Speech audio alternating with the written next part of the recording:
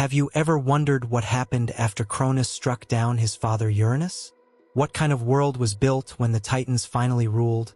And what ancient prophecy whispered that even Cronus himself would one day fall? Tonight, in this story, we follow the shadowed reign of Cronus and Rhea, the chilling devouring of their children, and the secret that would save one small infant Zeus, who would rise to change the fate of gods and men. Welcome, dear listener, to Whispered Empires, where history and myth entwine in soft tones meant to carry you gently into rest.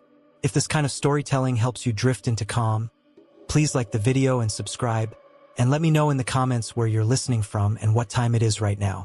Now, settle back, breathe slow, and let us begin the tale of the rule of the Titans. The world had been silent for ages, caught in the suffocating embrace of Uranus. The sky, pressed down tightly upon Gaia, the earth. From their union had come children, Titans, Cyclopes, hundred-handed ones. Yet Uranus, fearful of their strength, buried them back inside their mother, as if sealing them in a living tomb. Their cries echoed in the darkness, muffled by the weight of the heavens. Gaia groaned under the pain, and her heart turned toward vengeance. She turned to her children and begged them to act, but fear gripped them. None dared to defy their father, except the youngest, Cronus, sharp of mind, bold of heart, ambitious in ways that made him dangerous. To him, Gaia entrusted a sickle of unyielding flint, honed with edges that gleamed like captured lightning. When Uranus descended to Gaia once more, Cronus lay in wait. The air grew heavy, the stars above dimmed, and time itself seemed to pause. Then, with a single strike, Cronus swung the sickle.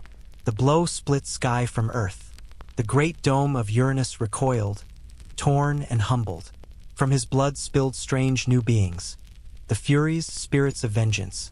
The Gigantes, fierce and towering. And the mealy nymphs of the ash trees. It was not only life that poured from his wound, but also memory. Proof written into the earth that rebellion always leaves traces. The sea itself churned red with his power, and from the foam that gathered later would rise Aphrodite, goddess of love and beauty, an irony born from violence. In that moment, Cronus stood tall, the sickle still glowing in his grip, his siblings looking on in shock and awe. Uranus, defeated, fled to the far reaches of the heavens. His voice, bitter and mocking, carried across the wind. "You too, my son, will fall by the hand of your own child." The prophecy had been spoken. The cycle had begun. With Uranus gone, the Titans emerged from their mother's depths. For the first time, they stretched their limbs in freedom, tasting the open air. Oceanus rolled his rivers into the sea unhindered. Hyperion lifted his light more boldly across the world. Themis, Mnemosyne, and Thea stood with solemn grace, their eyes fixed on the future. Cronus raised his voice among them. He declared himself king of heaven and earth, the liberator who had broken Uranus's tyranny. His words were rich with promise.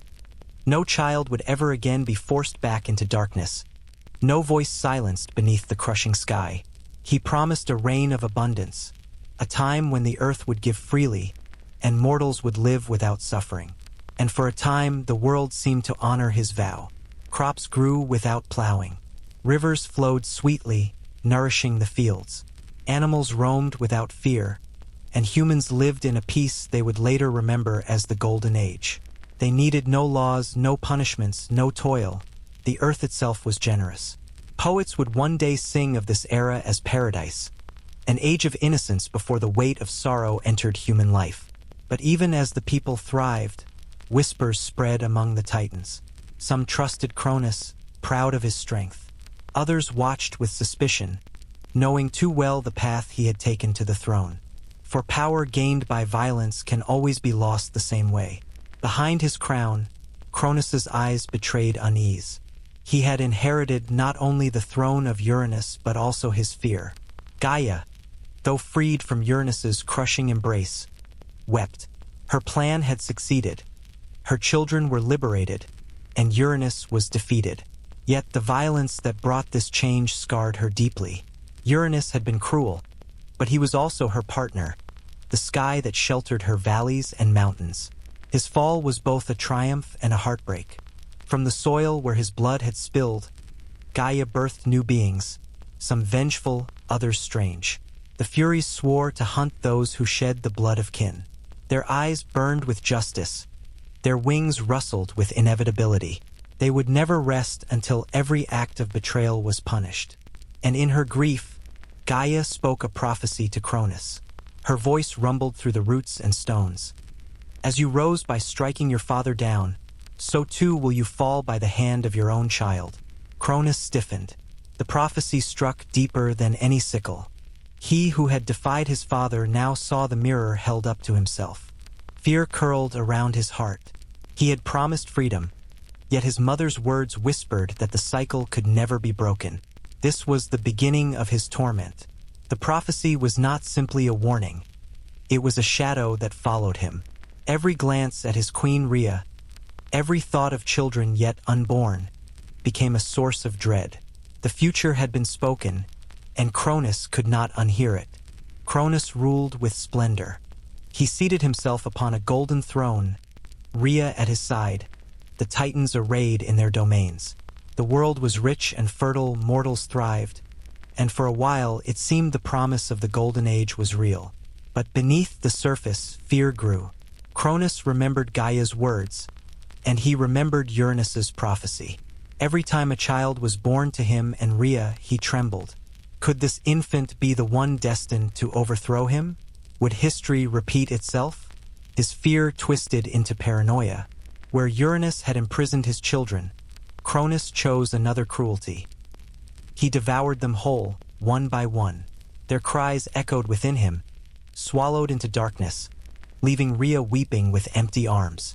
Though this act would come later in his reign, its seeds were planted here, in the restless dread that marked his earliest days as king. Even the Titans sensed the weight of his fear. Some turned away, preferring solitude or neutrality, like Oceanus who flowed apart from their struggles. Others began to whisper of rebellion, sensing that Cronus's reign, like Uranus's before him, might crack under its own suspicion. Above all, Uranus's voice still haunted him. From the distant heavens, his father's laughter rolled like thunder. As I fell, so shall you. Cronus ruled, but peace was a mask. Inside, he trembled at shadows only he could see. The earth itself seemed to wait. The mountains stood solemn, as if bearing witness to the prophecy. The rivers carried whispers of destiny in their current. The stars overhead traced uneasy paths, no longer proud emblems of Uranus, but cautious lights over a fractured order. Mortals thrived in innocence, unaware of the turmoil in the heavens. To them, Cronus's reign was indeed golden. The soil gave freely, the seasons were gentle, and they lived without hunger or war. Yet the gods knew differently. They felt the prophecy pressing against the fabric of time. Rhea, wise and sorrowful, sensed the shadow that hung over her children not yet born. She knew her husband's fear would drive him to acts that would shatter her heart. The Titans, too, stood divided. Some loyal, some cautious, some plotting. Cronus sat upon his throne, radiant yet restless. He had defeated his father, but he could not defeat fate. Gaia's words echoed in his ears. The cycle had begun, and no crown, no promise of abundance, could silence it. Thus the world held its breath. Cronus was king. Rhea was queen. The Titans ruled the earth. Mortals lived in bliss. And yet, destiny was already stirring in the unseen places. The womb of Rhea, the whispers of prophecy, the voice of a fallen father carried in the wind. The silence of this first reign was not peace. It was the pause before the storm. Morning returned to the world like an old promise kept. Under Cronus's new dominion, the field seemed to ripen even while the dew was still clinging to the young leaves. Orchards bent beneath their own generosity, and the sea breathed a slower, kinder tide. Mortals, few in number and innocent of iron, woke to a life that asked little of them. They did not carve furrows with plows, nor break their backs against stones. Grain rose on its own, fruit sweetened without coaxing, and the wind itself seemed to pull shade where it was needed. They ate without hoarding, slept without barring doors. No courts were convened, No debts recorded, no soldiers drilled at dawn. The poets would later name this time the Golden Age, but the glow was not merely in the harvest or the softness of the air. It lay in the silence of fear, the way a child could walk into a grove and return with an armful of figs and a lapful of sunlight. It lay in the habit of laughter near streams, in women's singing that braided with birdsong, in old men who forgot to count their remaining days. Even animals lost their prickling caution, and the shepherd, who did not yet know himself by that name, could sit among the flock without keeping watch. Wolves did not prowl. Hunger itself yawned and slept. Cronus accepted credit for peace he could not fully explain, and perhaps did not need to. When he passed over the earth in his bright rank, mortals felt a quietness settle in. They didn't know his titles or understand his throne, but they recognized the weight of a steady hand upon the heavens. Rhea moved more gently still, like shade at noon, and mortals loved her without ever seeing her face. They warmed bread in simple fires and ate slowly, as though tasting a blessing dissolved into the crust. The Titans took their seats in the newly widened world. Oceanus lay in a patient circle, marrying the rivers to the open sea. Themis taught the soft law that needs no judge, a rhythm of giving and returning, a respect that grows itself like ivy up a house. Mnemosyne floated memory across the grasses, so that even without writing, stories kept their shapes. Hyperion's light was precise but never harsh. Tethys nurtured springheads with an attention that made the grass more real than the thought of it. All of this drift toward gentleness, sat at the surface like golden pollen on water. But roots are dark, and even in a garden that needs no tending, the ground below carries older stories. Under the softness of Cronus's age, under the unasked-for ease and the unsharpened knives, lay a prophecy like flint in loam. The earth had not forgotten the blood of Uranus. Gaia had not forgotten. Cronus had not forgotten. The Golden Age gilded many things. It did not gild fate.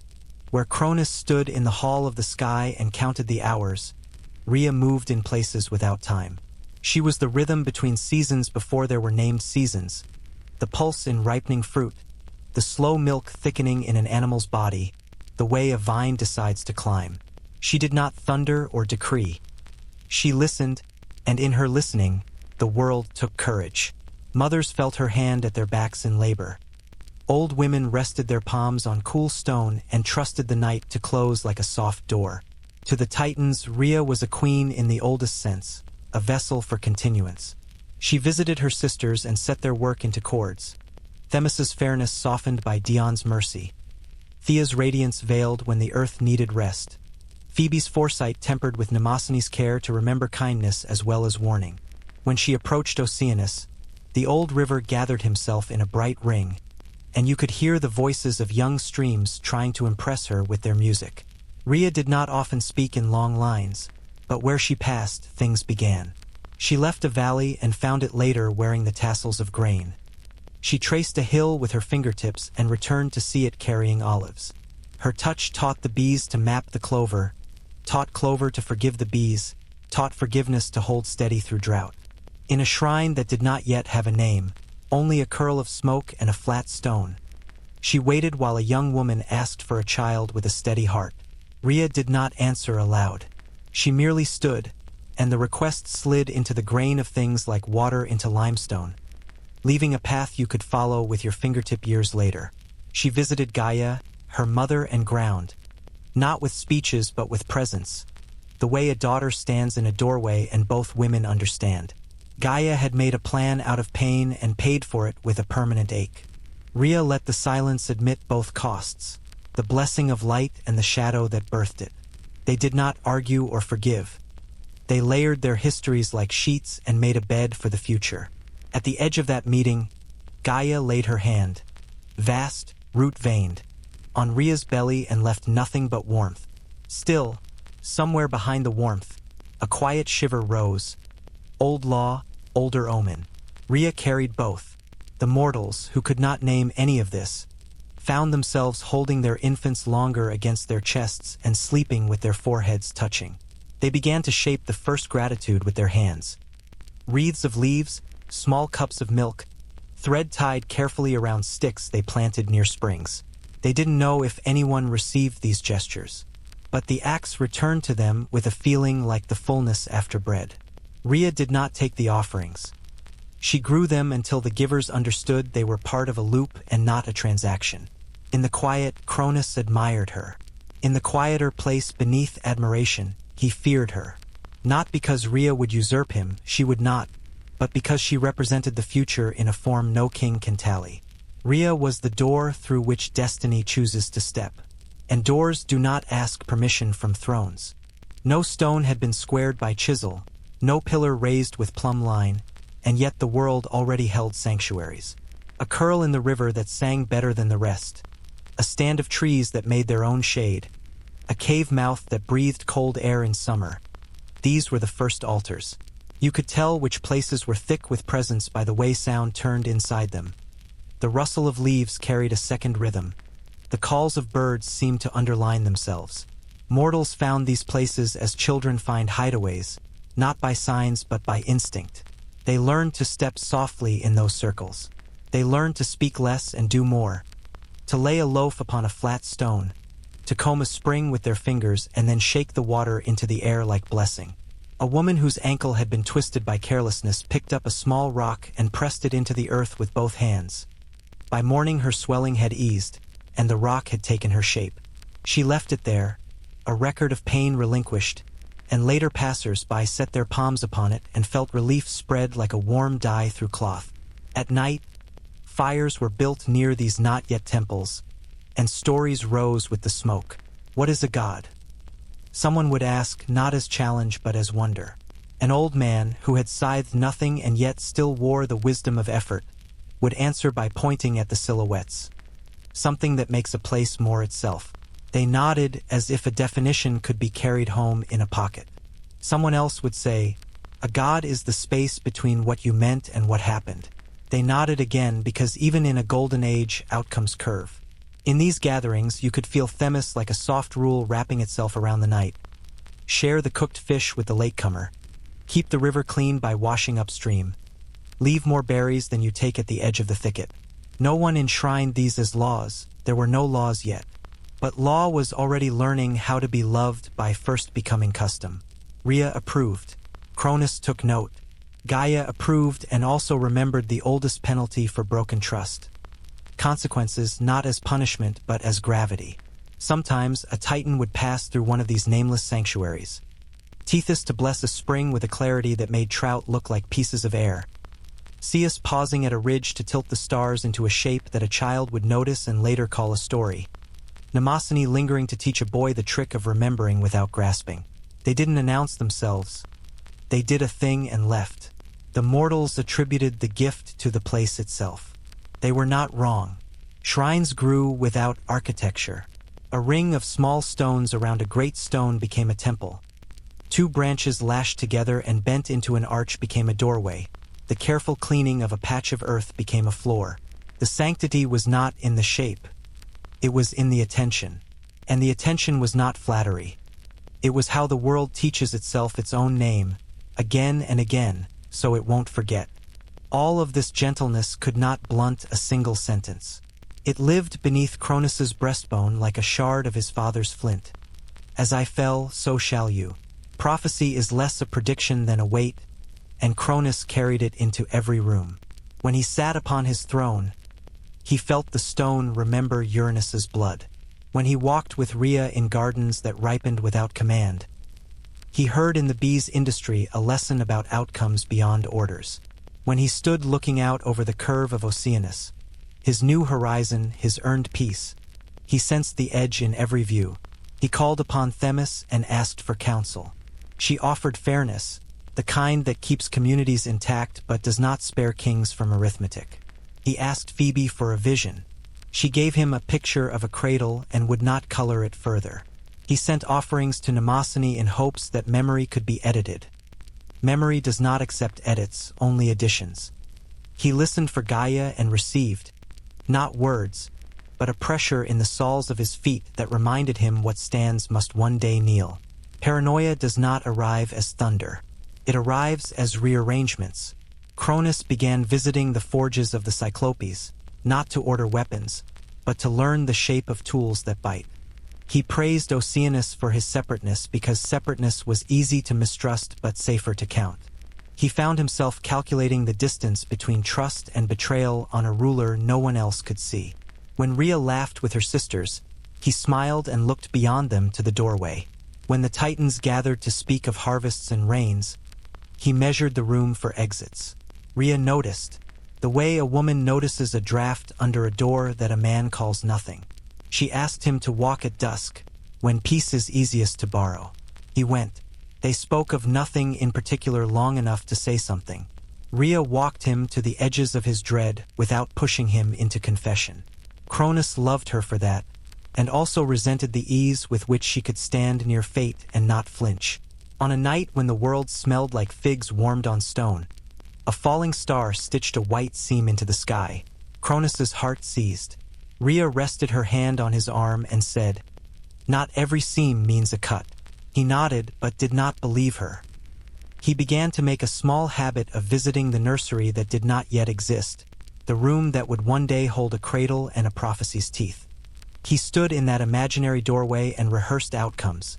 A child who was nothing but joy, a child who was nothing but threat, a child who was both, which is to say a child at all. Even the Golden Age grew a bruise at the place where this dread pressed. Mortals did not feel it as fear. They felt it as the first versions of caution. The impulse to stack the extra grain, the instinct to teach a child where not to step in the river, the urge to check the cooking stones twice. A hand placed on a tree before taking fruit, just to ask. A hand placed on a belly after taking fruit, just to thank. The world was learning hesitancy. Hesitancy is a polite cousin of wisdom. It is also prophecy's doorway.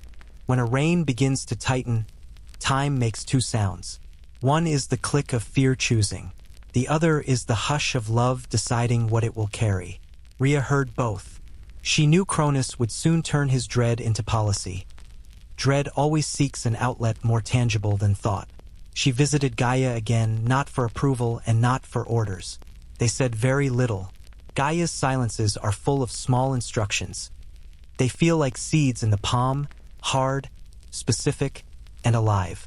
Rhea went down into Crete where the ground keeps caves like spare rooms. She walked with priestesses who would one day be named after her, though they did not yet know that. She learned where a goat with generous milk wandered, and how bees keep a temple without doors. She tested the cave for echoes, and it answered softly. She tested the hillside for concealment, and it wore shadow like a habit. She looked at the sky at different hours until she knew which clouds made the best curtains. None of this was open rebellion. It was the preparation a mother makes when her husband is a king and her belly is a future. Rhea did not measure loyalty against fate. She measured care against necessity, and care won. She returned to the palace and took her place beside Cronus, and held in the same body both the woman who loves a man and the mother who protects what comes. She smiled when it was required and did not let the smile turn brittle. She laughed with her sisters and let them hear the real part. She slept with her hand resting over the place prophecy had already chosen. One evening, as the Titans gathered to watch Hyperion fold the day away, Cronus reached for her hand. In his grip was the plea of a man who wants to outrun a story. Rhea answered with the steadiness of a woman who knows stories do not negotiate. She said nothing. He said nothing. Their silence was not cold. It was the only language both could bear. In the mortal valleys, the first lullabies learned to carry two tasks at once: to soothe a sleeping child, and to remember a path to the hills. Women hummed while kneading bread, and the hum made a map they didn't know they were drawing. Men began building small walls not to defend against enemies, but to learn the comfort of arranging stones. Children counted stars because someone should. All of this looked like ordinary life. All of it was rehearsal. The Golden Age breathed on. Fish rose to the surface at dawn in generous schools. Figs split their skins with sweetness. Rain fell at proper hours on unasked-for fields. The Titans kept their stations, and the rivers did not betray their banks. Yet under the easy days, a queen had made a decision: to hold the future in both hands, and to be ready, when the story asked to run. The world did not say soon. It never does. It only adjusted its weight, the way a sleeper turns before waking. The palace of Cronus glittered with light drawn from Hyperion's chariot, its halls echoing with the laughter of Titans and the murmur of rivers that poured into the sea. Yet within those walls a shadow grew. Cronus, once the liberator who felled Uranus, now lived beneath the sentence his father had spat into the wind. As I fell, so shall you. Prophecy worked at him like a worm inside fruit, invisible at first, but deepening with time. When Rhea told him she was with child, Cronus felt a joy quickly curdled by terror. The prophecy had not said which child would overthrow him, only that one would. The uncertainty burned more fiercely than certainty ever could. He convinced himself of a cruel arithmetic. If no child lived, then no child could rise against him. Fear reshaped him. It had not made him gentler, as fear sometimes can. It had made him sharper, hungrier, ready to strike at what had not yet lifted a hand. So when Rhea bore her first child, a daughter named Hestia, who shone with the warmth of hearth flame, Cronus smiled only long enough to hold her. Then, with a swiftness that stunned even the Titans nearby, he opened his mouth and swallowed her whole. The act was grotesque yet seamless. Hestia vanished into the darkness of his belly, where she lived but was trapped, like a flame sealed inside a jar. Rhea's cry echoed through the halls, but Cronus stood unmoved. He told himself it was necessary. He told himself he had preserved his throne. But the first stone of his tyranny had been laid. Rhea's arms, once full of life, now closed around emptiness. Her milk dried with no lips to drink it. The golden age, once scented with figs and honey, soured for her into an endless ache. She still walked among mortals, still blessed their fields and flocks, but her smile thinned into ritual. Every child she passed reminded her of the one stolen by fear. When her second child was born, a girl named Demeter, radiant with the promise of grain and harvest, Rhea hid her in folds of cloth, hoping Cronus might look away. But he did not. He pried her from her mother's arms and devoured her, too. Again, Rhea screamed, and again, silence was her only answer. Hera followed, gleaming with sovereignty and marriage's bonds. But Cronus swallowed her as well. Then Hades, dark-eyed and solemn, a shadowy echo of the underworld that was not yet his domain. Then Poseidon, vibrant as the surging sea, his cry like a wave breaking on stone. All were swallowed. Rhea became a woman of stone wrapped in flesh. She lay awake beside Cronus at night, her hand pressed flat to her own belly, knowing each new life would be stolen. Gaia, her mother, watched in silence but did not speak. Gaia knew too well the cost of staying silent, yet she also knew her daughter must come to her decision in her own time. The earth waits. It does not rush. When Rhea prepared to give birth for the 6th time, despair had hollowed her. She walked into the mountains, leaving the palace behind, and cried out to Gaia. The earth opened her arms, and in the cool caves of Crete, Rhea confessed her grief. Gaia and Uranus's ancient blood in the soil listened, and for once the earth answered with more than silence. "Daughter," Gaia whispered through stone and root, "your pain is real, but prophecy cannot be swallowed. Cronus thinks himself clever, but fate seeps through the cracks of fear. If you would save this child, you must learn to deceive." Rhea listened as her mother taught her a trick of survival. When the child was born, a boy, strong and radiant with thunder's spark, Rhea named him Zeus. She swaddled him, kissed his brow, and placed him not in a cradle but in the arms of the Curetes, fierce dancers who clashed their weapons to drown out his cries. Amalthea, the divine goat, nursed him with milk rich as ambrosia, while sacred bees brought honey to his lips. In her arms, Rhea cradled not her son but a stone wrapped in cloth. She returned to Cronus with trembling hands, presenting the false infant. Cronus, blinded by fear, snatched the bundle and devoured it whole.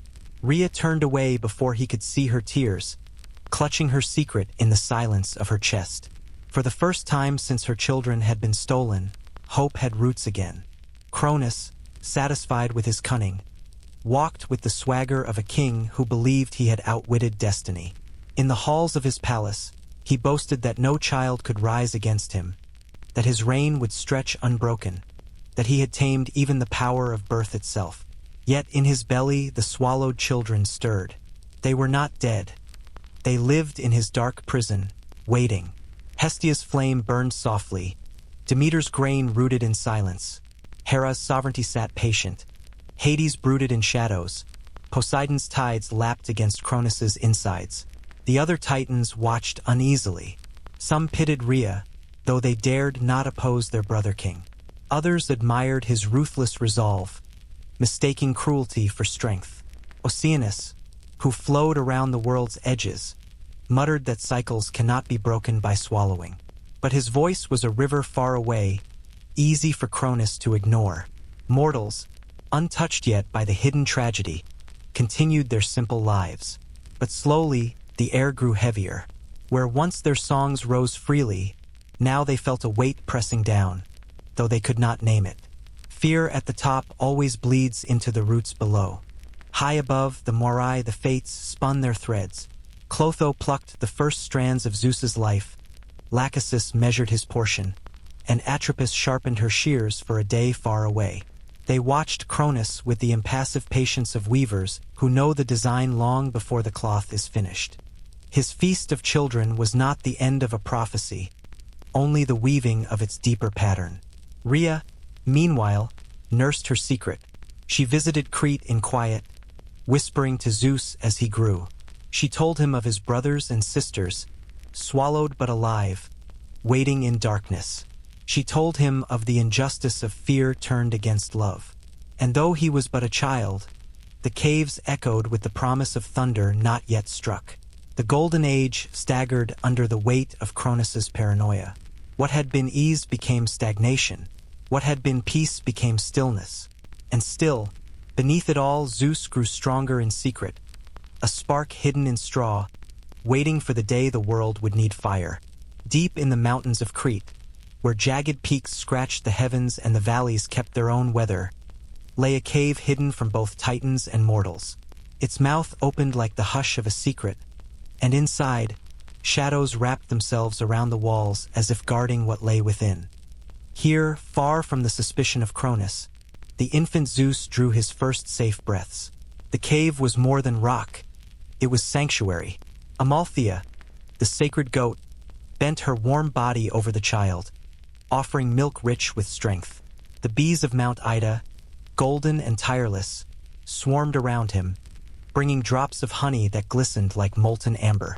At night, nymphs washed him in cold spring water and swaddled him in soft moss, while the cave itself hummed with a low, steady sound, as if the earth was cradling its own sun. But safety required vigilance.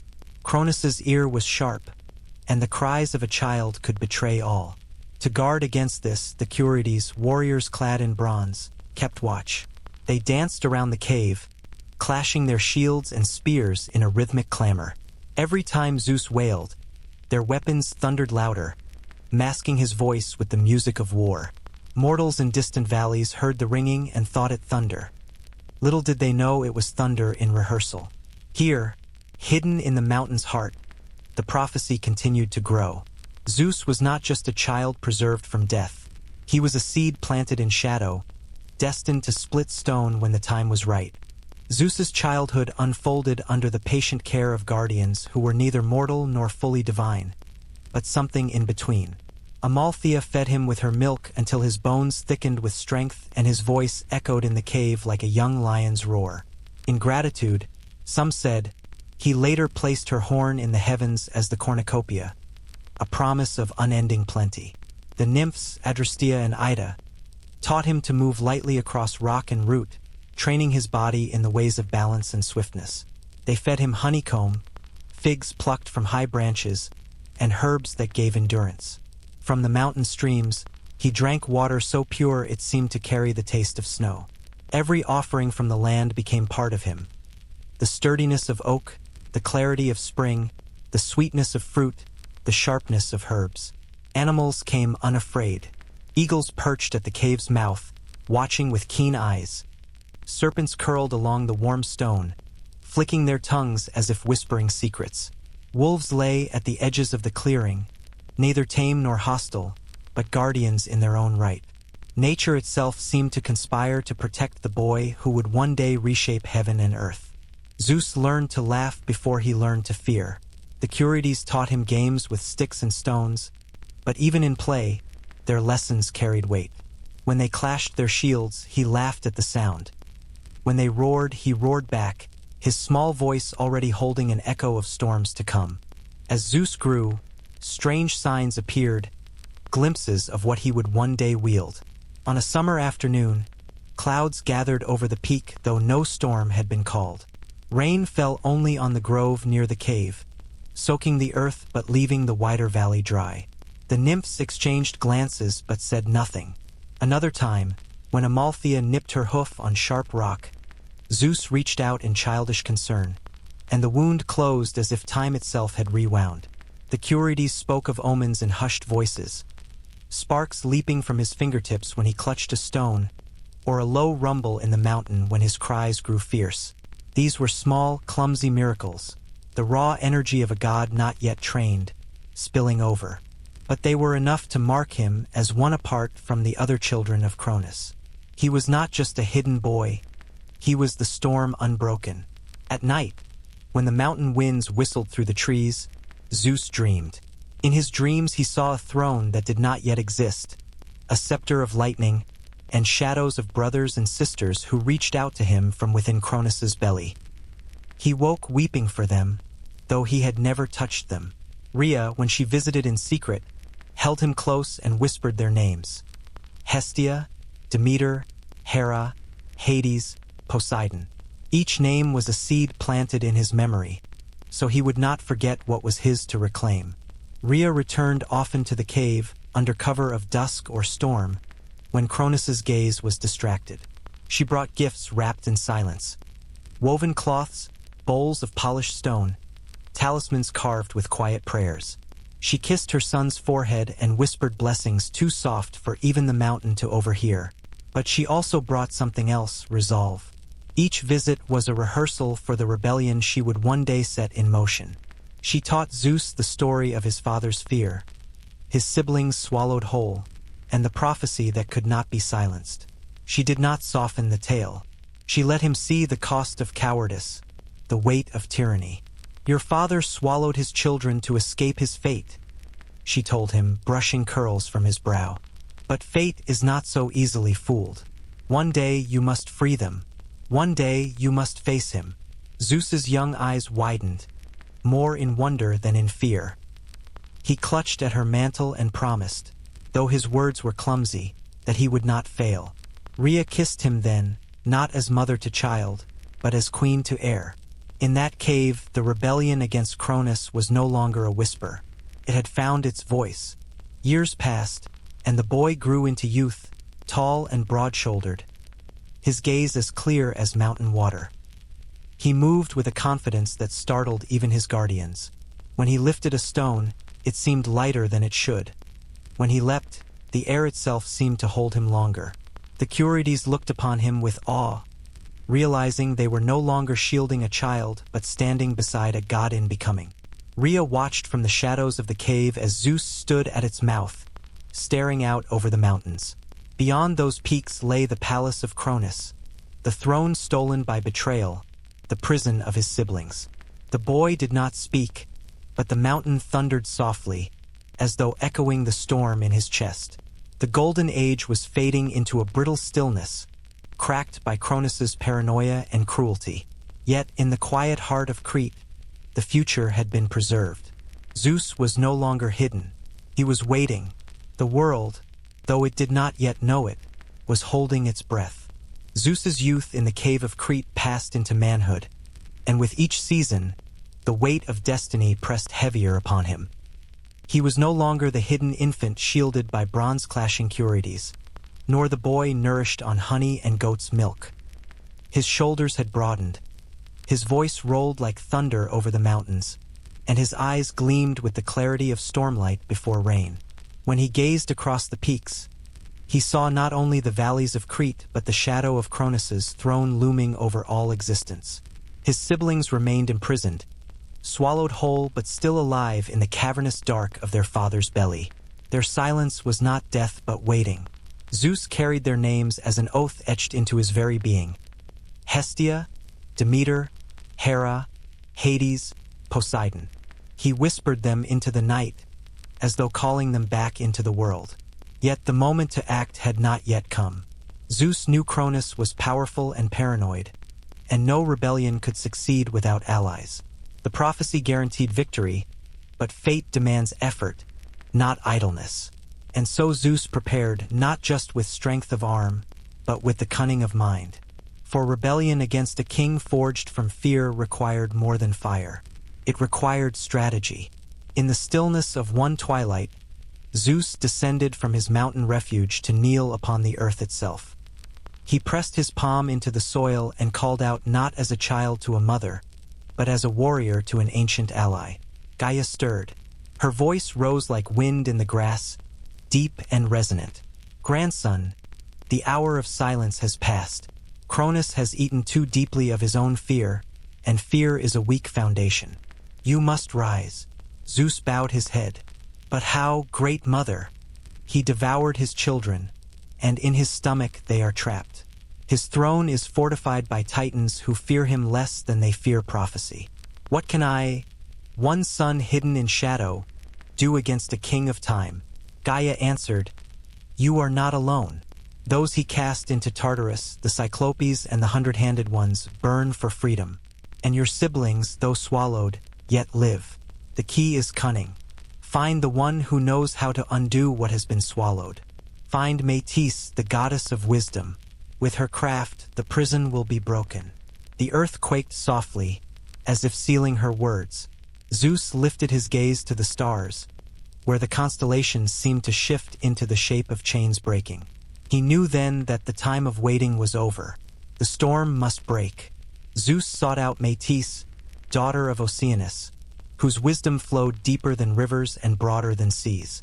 She received him in a cavern woven with dripping water and echoing voices, where even the air seemed to whisper secrets. "You seek to overthrow Cronus," Metis said without greeting, her eyes glinting like moonlight on water. "Do you know the cost?" Zeus met her gaze. "The cost of silence is heavier. My siblings cry out in his belly, though no ear can hear them. The world stagnates beneath his fear. I will pay whatever cost frees them." Metis smiled, not in mockery but in recognition. "Then you are ready." She mixed a potion brewed of earth's herbs, honey's sweetness, and the bile of the sea. Its scent was sharp, its hue dark as obsidian. "This draught will twist Cronus's stomach. He will retch up what he devoured, and the children he thought silenced will return. But beware, once freed, the battle begins, and the Titans will not surrender their rule without war."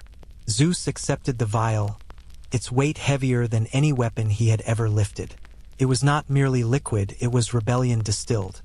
Zeus returned to Cronus's halls disguised as a humble cupbearer, moving among the Titans unnoticed. Cronus, grown complacent with years of false security, accepted the stranger's service without suspicion. He raised his golden goblet, and Zeus poured the potion within. The king of time drank deeply. First nothing, then his face twisted. A groan shook the hall. Cronus clutched his stomach, and from his mouth poured what he had thought forever hidden. One by one, the swallowed gods emerged. First Hestia, warm as a hearth restored. Then Demeter, fragrant with grain. Hera, her eyes flashing with sovereignty. Hades, shadowed and solemn. Poseidon, surging with ocean's fury. They spilled onto the marble floor, full-grown, unbroken, their divine power intact. The Titans gasped, their laughter stilled, their loyalty shaken. Rhea, watching from afar, wept with joy, for the wombs of time itself had been reversed. Cronus staggered, horror dawning in his eyes. He had tried to consume destiny, but destiny now stood before him, fivefold multiplied, with a sixth Zeus, leading them. The hall erupted. Cronus roared, seizing his sickle, the same blade he had once turned against Uranus. His children, reborn, raised their voices and powers in defiance. The air split with Poseidon's waves, Hera's command, Demeter's fertile strength, Hades' shadow, and Hestia's flame. But it was Zeus who stood at their center, hurling a bolt of lightning, the first true thunderbolt cast by his hand. It struck the palace roof, splitting marble and sending titans scattering in terror. The golden age was broken. The Titanomachy had begun. Gaia trembled as the clash of generations echoed across heaven and earth. Mountains shuddered, seas heaved, the underworld stirred. The war for the cosmos had opened its first chapter, and the fate of all creation now balanced on the edge of storm and stone. Beneath the crust of the world, deeper than mortal imagination could travel, stretched the vast chasm of Tartarus, a place of punishment and exile, darker than night and heavier than death. Here, in a pit ringed by unbreakable bronze walls and shrouded in eternal mist, Cronus had cast those he most feared. The Cyclopes, makers of fire and forgers of power, and the 100-handed ones, towering beings of thunderous might, each with 50 heads and 100 arms. For ages uncounted, they lay in chains, their voices muffled by the weight of earth and silence. The Titans had buried them not because they were weak, but because they were too strong. Their existence was a threat, their freedom an unspoken terror. When Zeus raised his rebellion, Gaia whispered to him, "Your strength alone will not unseat Cronus. Free those who were unjustly bound, and they will stand with you. For only together can the old tyranny be broken." And so Zeus set his path toward the abyss, carrying not fear but resolve. For he knew the allies he sought were imprisoned not by weakness, but by betrayal. Guided by Gaia's counsel, Zeus descended. Each step took him further from light, further from sound, until even the beating of his own heart seemed muffled by the sheer weight of stone above. The air grew hot, the ground trembled with distant groans, and the smell of iron and ash thickened. At last, he reached the gates of Tartarus, guarded by serpentine shadows and a river of molten fire. Here, the boundaries of the world blurred, neither living nor dead, neither earth nor sky, only eternity. With lightning coiled in his hand, Zeus struck the chains of the gates. The thunder echoed through the abyss, cracking the silence of centuries. The gates groaned, then opened, and the prison revealed its captives. There they stood, vast, bound figures whose power had been smothered by shackles. The Cyclopes, with single blazing eyes that dimmed but never extinguished, turned toward the light of Zeus's thunderbolt. The 100-handed ones stirred, their chains rattling like mountains collapsing. "Who calls us?" boomed a voice like 100 drums. Zeus stepped forward. "I am Zeus, son of Cronus. I have come to free you not as slaves, but as allies. For the tyrant who chained you has turned his cruelty upon his own children. Stand with me, and together we will tear down his throne." The Cyclopes, ancient smiths of fire, looked upon Zeus and saw in him the storm-given flesh. With their single eyes blazing, they cried out in voices that shook the abyss, "You freed us, son of Cronus, and for this, we will give you gifts worthy of rebellion." At their forge deep within Tartarus, they shaped weapons not of mortal metal but of primordial fire. To Zeus they gave the thunderbolt, sharp as judgment, bright as revelation, a weapon that would pierce both sky and stone. To Poseidon they gave the trident, a spear of 3 prongs that commanded the seas. To Hades they gifted the helm of invisibility, a crown of shadows that made its wearer unseen, able to strike from the unseen world. These gifts were not merely weapons, they were the instruments of destiny. As each sibling took their gift, the air vibrated with new strength. The children of Cronus were no longer only heirs, they were gods armed with the essence of creation itself. The 100-handed ones, known as the Centimanes, towered like mountains come alive, each with 100 arms that could hurl boulders like hail and crush armies beneath their grip. For too long, they had been chained in silence. Now, freed by Zeus's lightning, they roared. "Cronus feared us because we are strength multiplied. And now that strength will be his undoing." When they flexed their limbs, the chains shattered into dust. Their laughter shook Tartarus, sending cracks through the very foundations of the pit. Zeus looked upon them and saw not monsters, but brothers in arms, forces of balance long denied. "Come," he commanded, his voice echoing with thunder. "The war waits above.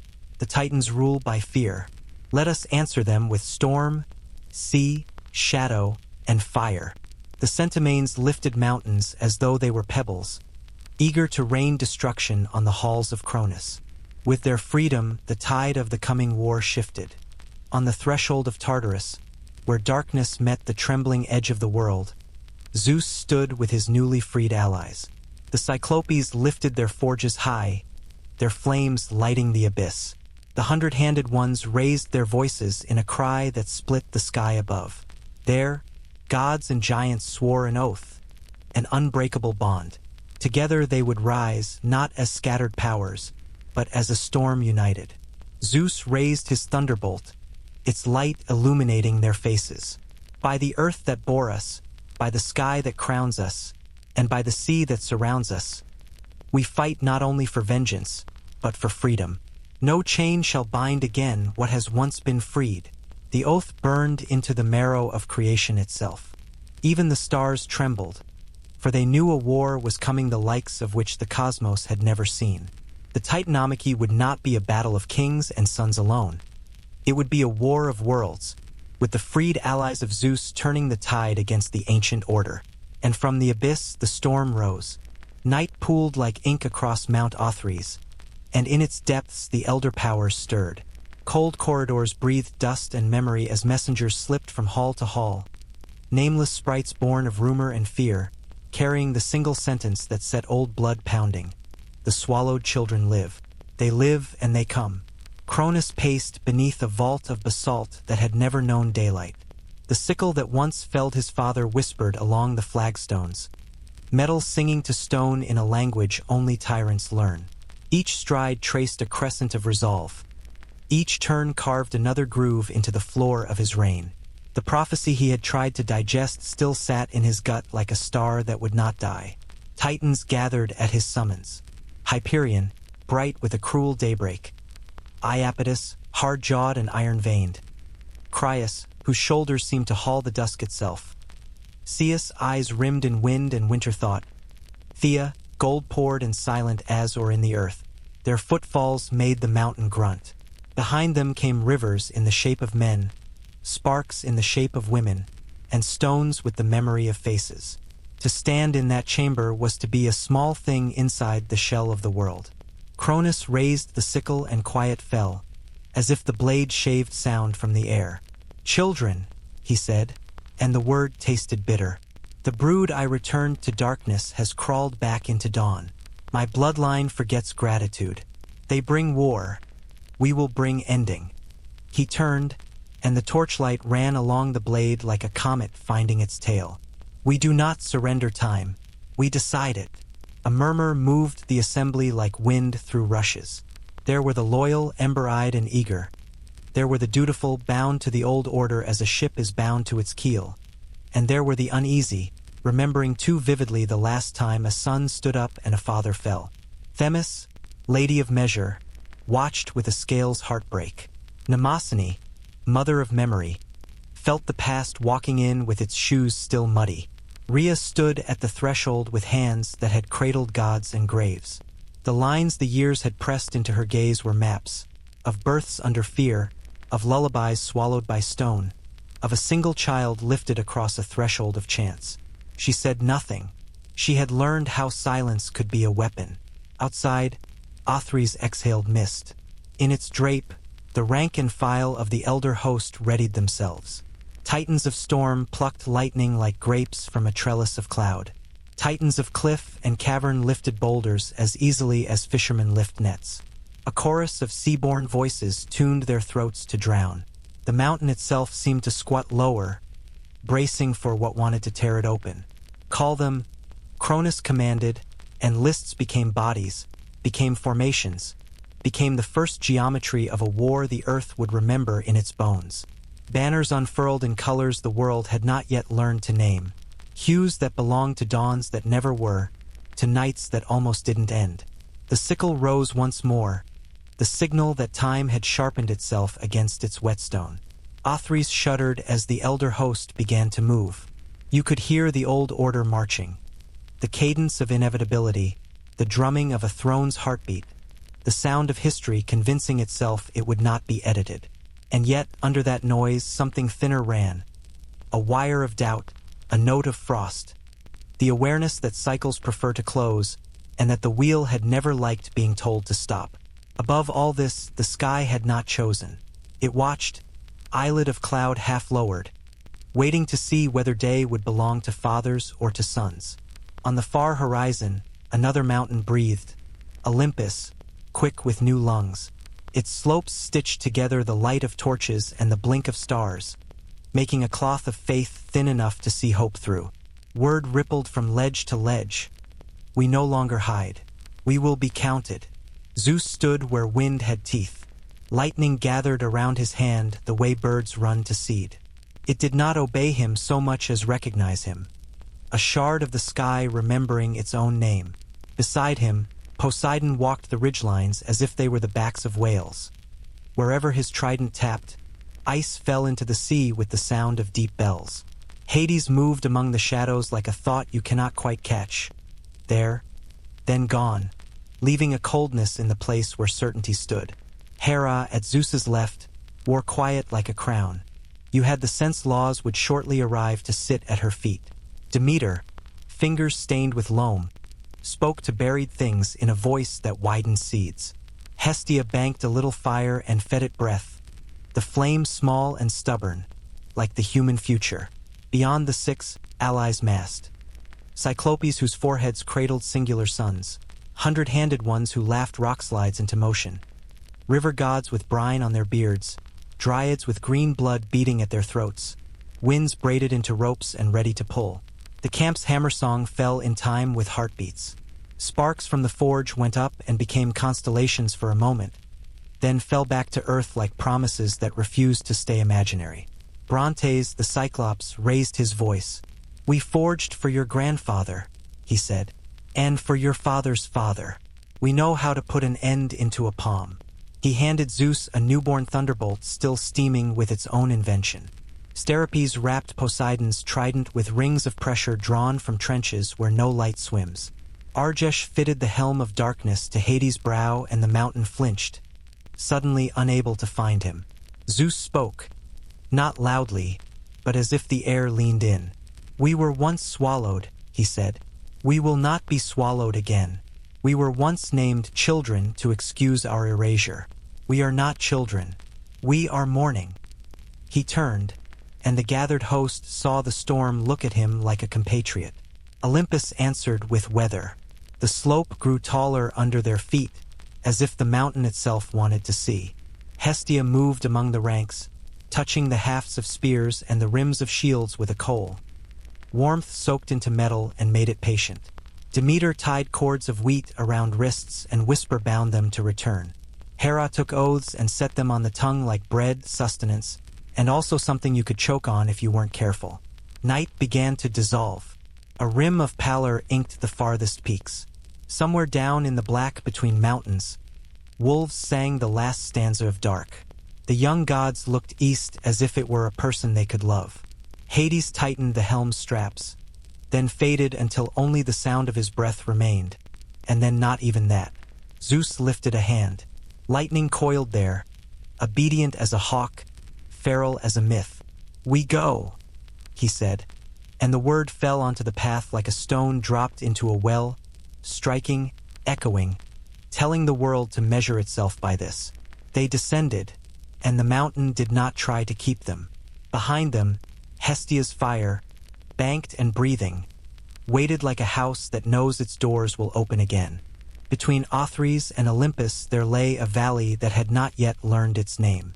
It would soon be taught one, taught many in fact, but for the moment it stood as valleys do, a place where things come to rest or to reckon. Mist lay along its floor like a held breath. The first bootfall, the first heel, the first claw, the first hoof impressed it as if signing a contract. The elder host arrived in ranks that made geometry proud. Cronus at the center, sickle an italicized moon. Hyperion throwing a warm cruelty across the line.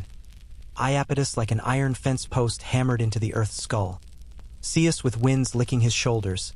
Crius bringing with him the close smell of dusk in barns. Thea limbed in light. Themis with scales that could not help themselves. Behind them, the subsidiary infinities. Cloud with knives in it, water with teeth, fire that had learned to walk. From the opposite ridge, the newer host spilled like dawn. Zeus's presence straightened spines he did not touch. Poseidon's trident wrote a wet grammar across the fields. Somewhere nearby, everywhere nearby, Hades was not, and this unnerved even those who considered themselves immune to nerves. Hera's stillness moved through the rank and file like an instruction. Demeter's gaze turned patches of soil into rehearsals for harvest.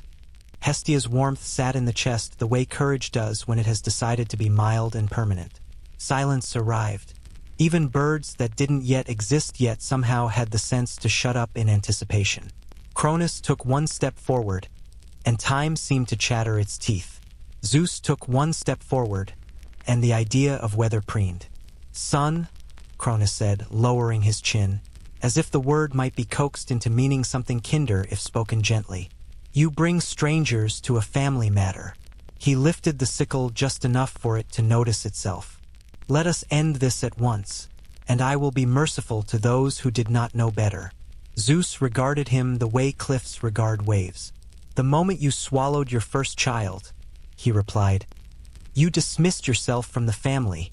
He turned his wrist and lightning unscrolled from his hand like a signature finally written. Both hosts inhaled, the way crowds do when they learn whether to cheer or to run. The valley seemed to widen by a thumb's width, as if trying to make room for what wanted to happen. Somewhere below the grass, a little worm turned in its sleep and received a fairy tale's worth of dreams all at once. Zeus moved first. The bolt he threw did not travel. It appeared between thoughts inside a blink, exactly where he wanted it, at the feet of the elder king. The explosion reinvented sound. Stone leapt. Air remembered fire. For a heartbeat, the valley went white as unknowing. Then everything moved. Hyperion burned a road into daylight and marched down it.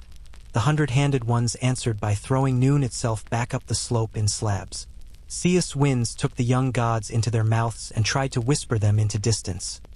Poseidon struck the ground and water flexed its shoulders like a wrestler, shutting the winds in wet fists. Iapetus charged, spear forward. A shadow rose to meet him. No body, only intention. Hades slicing absence across the Titan's path and turning strike into stumble. Cronus swung the sickle. Where it went, you felt something you couldn't name being trimmed from you. Future, perhaps, or a sliver of courage, or the piece of you that knows where your next step belongs.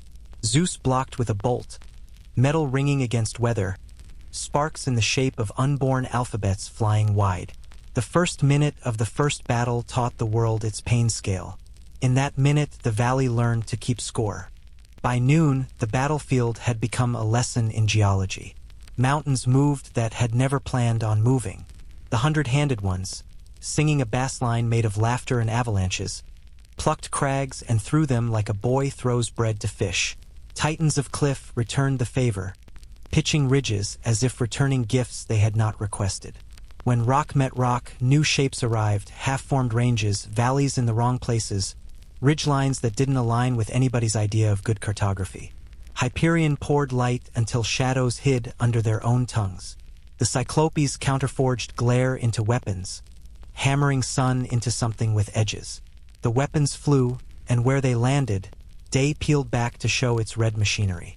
Steropes hurled a chain jointed from thunderclaps. It looped Hyperion's ankles for a breath before burning to story. Argesh flipped a shield that mirrored nothing but possibility. When a titan stared into it, doubt looked back. Poseidon called the river gods, and they came, shoulders rolling, hip deep and grinning. Floods shouldered past alliances and made decisions best left to floodplains. Zeus answered with gales that stitched waves to the air and made water climb as if remembering it once belonged in clouds. The river gods laughed even as they were thrown. Water joy and wind anger ricocheted until rain arrived just to be democratic. Hades roved the edges and the middles, where edges become middles when gods decide they should. He put on the helm and was not there. He took it off and was a lesson in gravity. A Titan would raise a stone to kill a mountain and suddenly be unable to remember why he was holding it. Another would charge, only to find the ground politely stepping to the left to make room for failure. Where Hades stood, there was always a convenient shadow for a friend, and never one for an enemy. Hera moved the way law moves, quiet and catastrophic. She said a word no one heard, and a Titan tripped over an oath he had forgotten he swore. She lifted a palm, and a cohort of nymphs held formation they did not know they knew.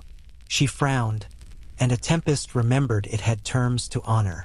Around her, the Olympian line stopped being brave and started being inevitable. Demeter, hair packed with chaff in summer, drove green into places war had gone gray. Vines snared ankles in loving, suffocating embraces. Barley rose waist-high in the wrong season and stood like soldiers who refused to bend. At her gesture, roots wrung chariots to stillness. A Titan sneered and burned the field, and Demeter's eyes went winter. The next time he stepped, the ground had decided he did not deserve purchase. Zeus stitched the sky to the ground with bolts. Cronus tried to cut the seam. Every time metal met weather, the air made a new word for too much. Once, a bolt struck the sickle itself, and for an instant you could see into the blade the reflection of every time it had been used. All the severings, all the endings. The sickle seemed to like the memory. Themis, who had stayed at the rear to count, looked up as the scales trembled in her hands. "Not yet," she told no one. "Not yet, but—" And the but was large enough to cast its own shadow. When afternoon slouched toward evening, both hosts breathed in the same astonishment. That anything remained. Their lungs made the same sound, torn cloth trying to be bellows. The valley, exhausted and remade, lay under them like a dog too tired to rise. Dusk arrived carrying its own triage. The light thinned to a bomb and smeared it across rock rash and thunder burn. The first battle sighed into second wind, and then into the silence that comes when even rage has to sit down and drink water. Cronus stood with the sickle point down. The blade sunk in the new earth like a cruel stake. He looked across at Zeus, who was breathing like a bellows meant for a larger forge. Between them lay what they had made of the day, a valley learning to be a scar. "Tomorrow," Cronus said, not as a promise, not as a threat, but as a law. Time rolled the word forward a step, then another. Hyperion's fire settled into a red line along the horizon, the Titan drawing his own curtain.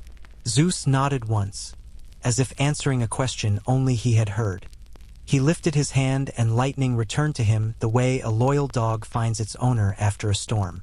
Around him, the Olympians fell into the small movements of after, checking edges, counting shoulders, finding each other by voice, by eye, by a hand on a forearm that said "still here."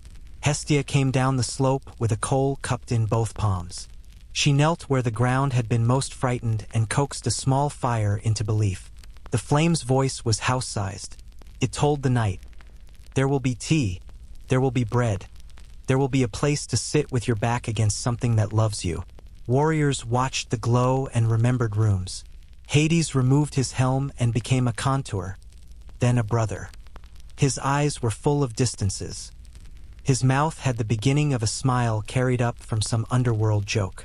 Demeter unwove vines from ankles and let them lie in the grass like weary ropes. Hera set a hand to a wounded nymph's brow, and the fever backed out of the body, properly chastened. Poseidon leaned his trident against a rock and listened to the tide in a shell that wasn't there. Across the churned ground, the Titans made their own camp from habit older than comfort. Rhea gathered oarlight into lanterns. Zeus anchored the wind with pins of intent. Themis set her scales on a flat stone and watched the needle quiver between orders of magnitude. Mnemosyne spoke softly to the younger of the elder host, telling them about days when mountains did not move unless they wanted to. Somewhere on the periphery, the hundred-handed ones sat, each clapping half-heartedly with a handful that had not had enough applause that day. One of them hummed, and the hum became a hill, and the hill became a place everyone decided not to fight over tomorrow. Stars came out a little shy at first. The moon considered whether to look directly at the valley and decided yes. Someone had to. In its light, you could see the outline of new terrain, where a future city might nestle, where a temple might someday do the work of keeping stories warm, where a road could choose the easiest kindness through the rubble. Zeus looked up and did not ask for a sign. He had learned something today. That prophecy could build you a road but not put your feet on it. That gifts from Cyclopes mattered, but so did the way your sister held the line, the way your brother disappeared exactly when disappearance was mercy. He had learned that his enemy was a father and that this complicated nothing.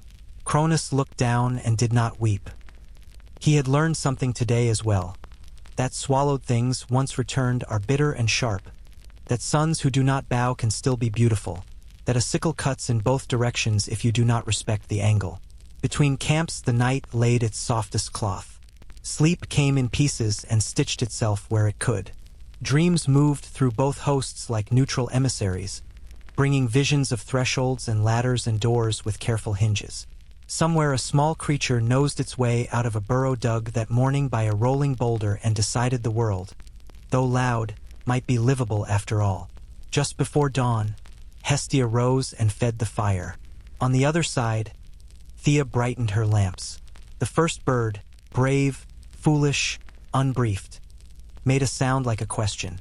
Both armies opened their eyes to the same answer. The war had found them.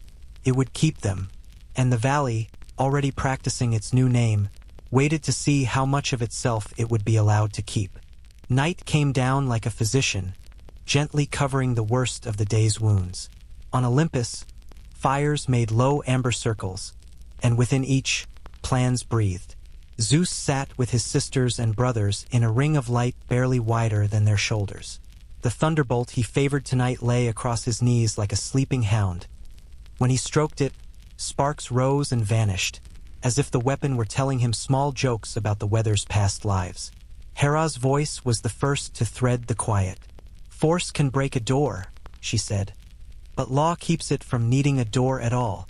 She drew, in ash on stone, a map that was less terrain than influence, where oaths could take root, where alliances might be grown and not merely grabbed. Demeter leaned in, tucking a stray wisp of hair behind her ear, her fingers still smelling of crushed barley. "Stability is food," she murmured. "Food is time. If we feed the wavering, we starve the war." Poseidon had been listening to the mountains sleep. "Tides on land," he said, tapping his trident against a boulder until the boulder remembered it once wanted to be a bell. "There are titans who move with the pull of what is strongest. They are watching which way strongest leans." Hades sat as if he were the shadow cast by the idea of a throne. "We should give them a place to stand," he offered. "A promise of after. The old order promises only before." Hestia fed the ring of coals a dry twig and the flame answered with a yes. "Let whoever comes find a hearth already warm," she said. "Let them feel at once that they live here." Zeus listened the way cliffs listen to waves. Not impressed, but attentive. He lifted the bolt from his knees, held it up, watched light gather in it like breath. "The sickle is an ending," he said at last. "We must become beginnings. Those who choose us must be given rooms with doors that shut against regret." Far away on Mount Othries, a harsher circle burned. Cronus stood with fewer torches and more shadows. The sickle was planted in the ground, half standard, half threat. Hyperion's face threw its own light. It had no patience for lamps. Iapetus sharpened a spear against a stone that had already given everything it had. Each scrape sounded like a complaint from geology. Ceus' cloak collected the night, stitching wind to darkness until both were double-threaded. Themis, who had counted all day, counted again. Unbroken spears, unbroken hearts, unbroken reasons. Mnemosyne murmured names. Fathers felled by sons. Sons forgiven by fathers. Oaths that had outlived both. Rhea came, bare-headed, bare-handed, as if she had stopped pretending that ornament could protect. She looked at Cronus and did not veil her gaze. "You swallow what frightens you," she said, "and call it peace. Peace must be digested slowly by both sides, or it kills the host." Cronus pulled the sickle from the ground and the earth made a wet little sound, as if relieved. "Do you counsel surrender?" he asked. The sickle's edge reflected his eyes in a way he did not like. Rhea shook her head. "I counsel remembering the difference between rule and ruin." She let the knight finish the sentence. Between the mountains, the valley dreamed a white dream in which it was not required to be a battlefield. In that same dream, two rivers braided and unbraided, deciding if partnership could be a temporary miracle. The gods on one height, the Titans on the other, sat within their circles of flame and drew lines no map would ever capture. Lines of trust, lines of fear, lines of imagined endings that hoped to be true. Before dawn, the wind, no one's subject, everyone's rumor, carried a whisper up both slopes. "Styx is moving." To Olympus it said, "Water that keeps vows is climbing to you." To Othries it said, "Be careful what banks you trust. Some rivers prefer new beds." She came at first as a smell, iron on water, wet stone speaking the language of age. Then she came as a sound, a slow bell in the throat of a gorge. Finally, she came as herself, a black ribbon hauling night in daylight, a seam stitched through the world with a needle dipped in winter.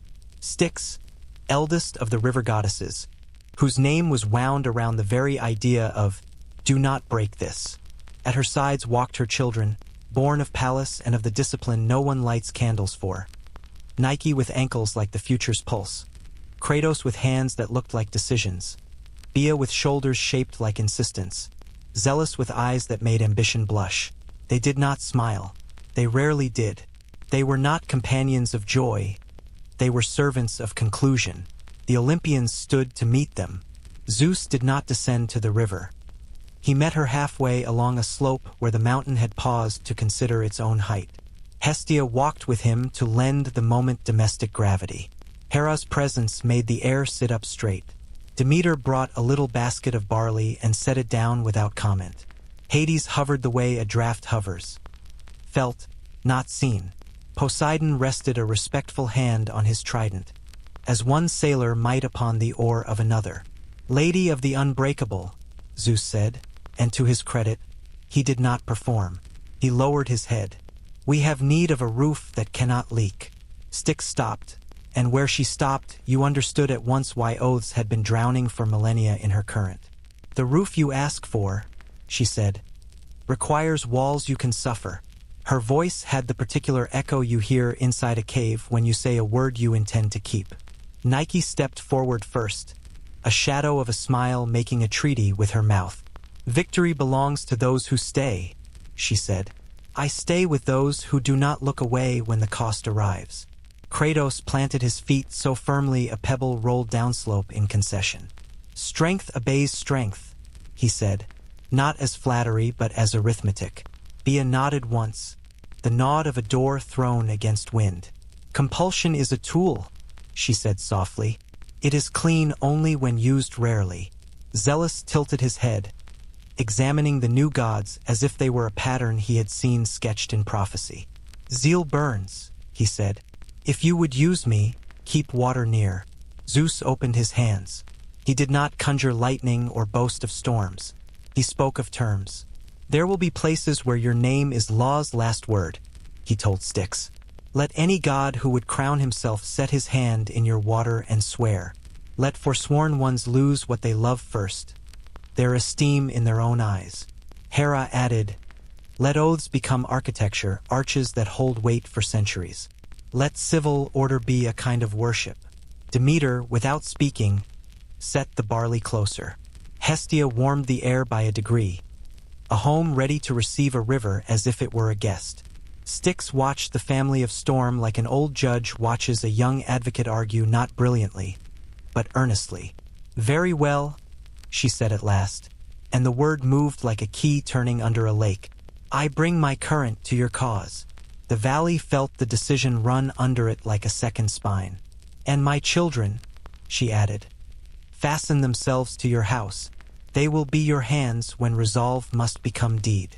Zeus bowed, not theatrically, but enough that lightning shifted on his shoulders. "In return," he said, "I grant Styx the highest seat among all rivers. Let any oath sworn by your name bind more tightly than any other oath the world can host." Hera placed her right palm over her left fist, a gesture older than temples. Demeter sprinkled barley into the water. The seeds did not sink. They floated, then took root in the current as if water could choose to be soil when honored. Hestia held her coal over the river for a breath. Steam rose, a white flag of peace that kept going until it became a small cloud and joined the sky. Nike drew a line across the ground with her heel. "From this line forward," she said, "victory prefers you." Kratos lifted Zeus's forearm and gripped it in camaraderie that did not pretend to be gentleness. Rhea stood behind Hera like a promise you make only once. Zeus turned east and west and north and south and smiled. Finally, a thin, dangerous smile. "The news will travel." It did. On Othries, Themis felt her scales adjust by their own will. Mnemosyne closed her eyes, and when she opened them, she had a new story to tell. That rivers can defect, and when they do, bridges must be rebuilt in the mind first. Cronus heard and said nothing, but his knuckles paled on the sickle's handle. Hyperion laughed and called it theatrics. Iapetus said the word sticks, as if testing a tooth that had begun to ache. The day, halfway born, took a first full breath. The war had received a new law. Victory would now be answerable to oath.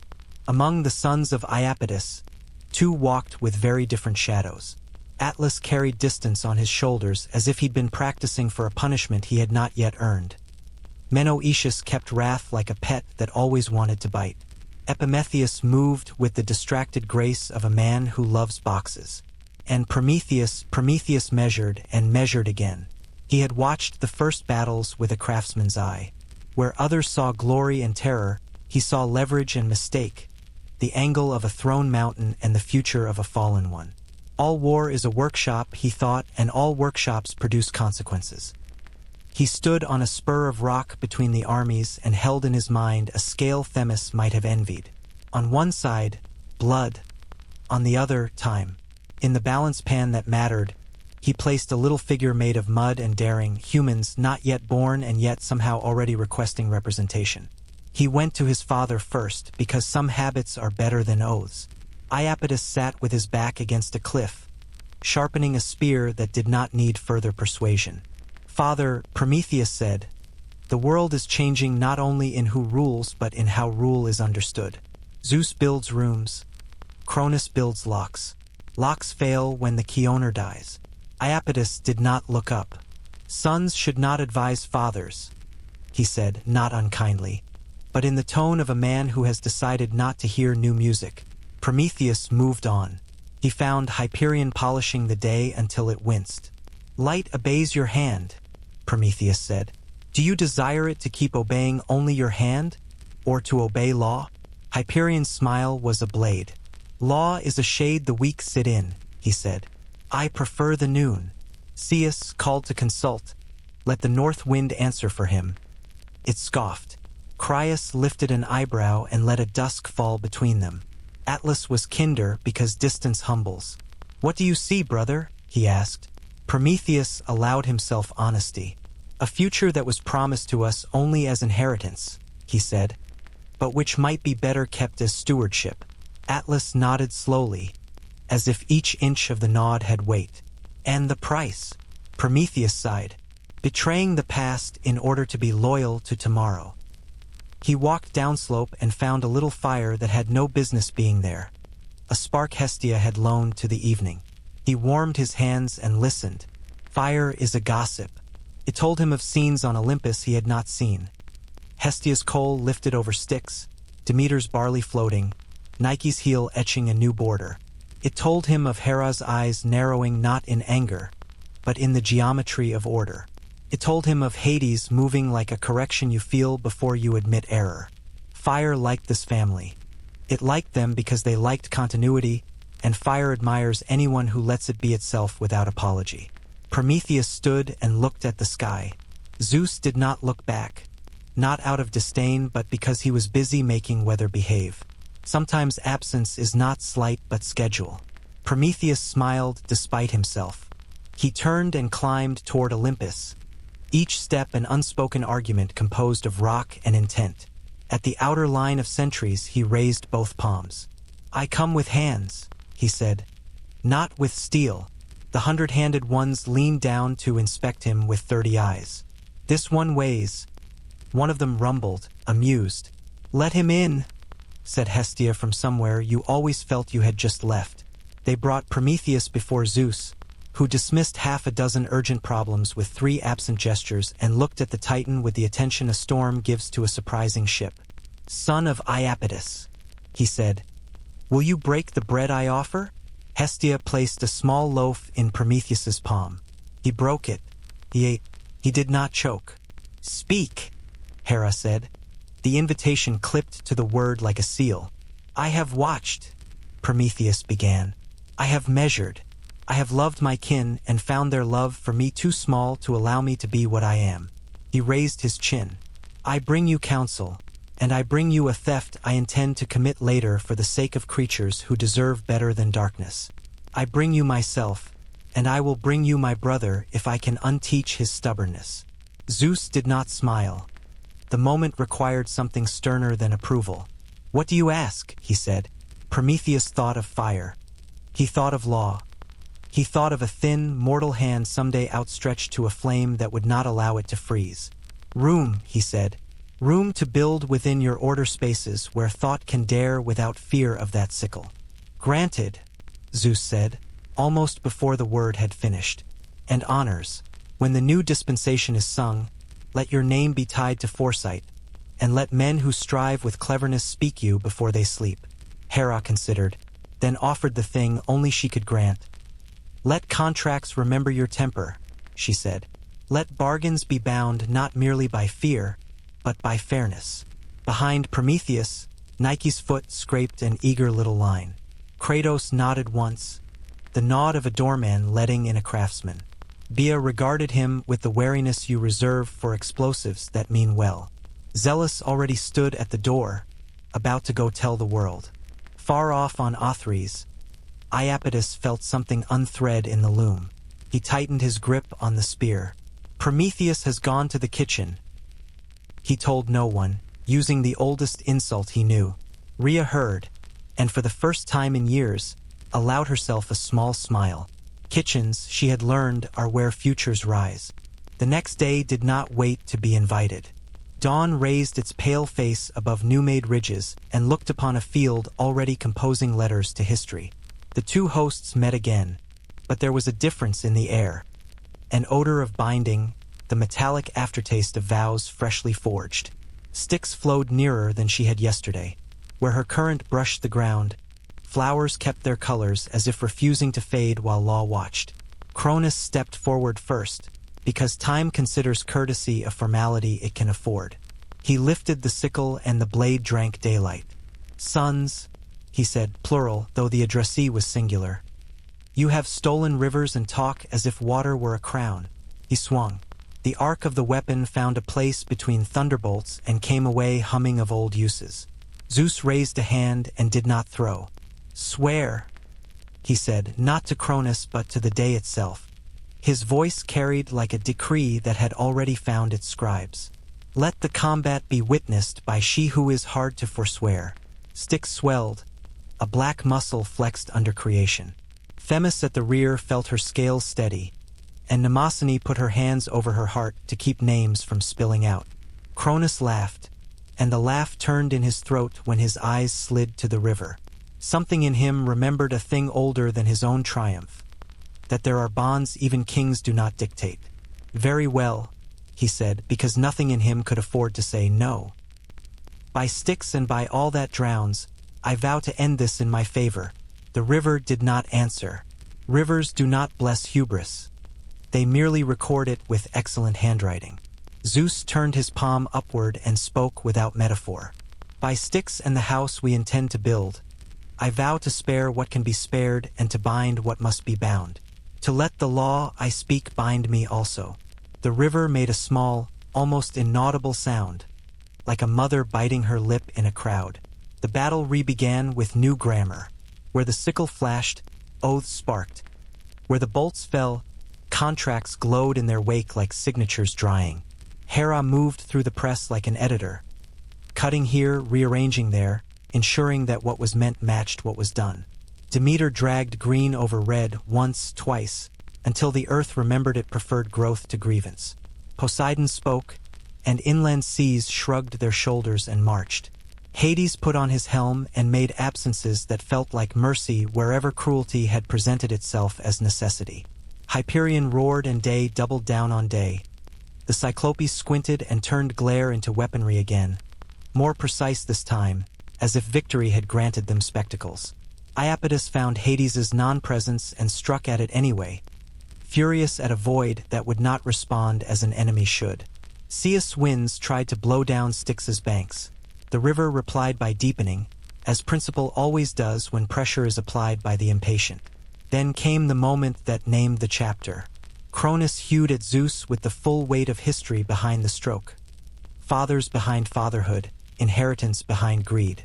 Zeus stepped inside the ark, and instead of answering with thunder, he offered the oath that had been granted him that morning. No god will be swallowed again. It was not a threat. It was a law. The sickle struck the air as if the air had teeth. The blade rang, a note like a bird startled out of an egg too soon.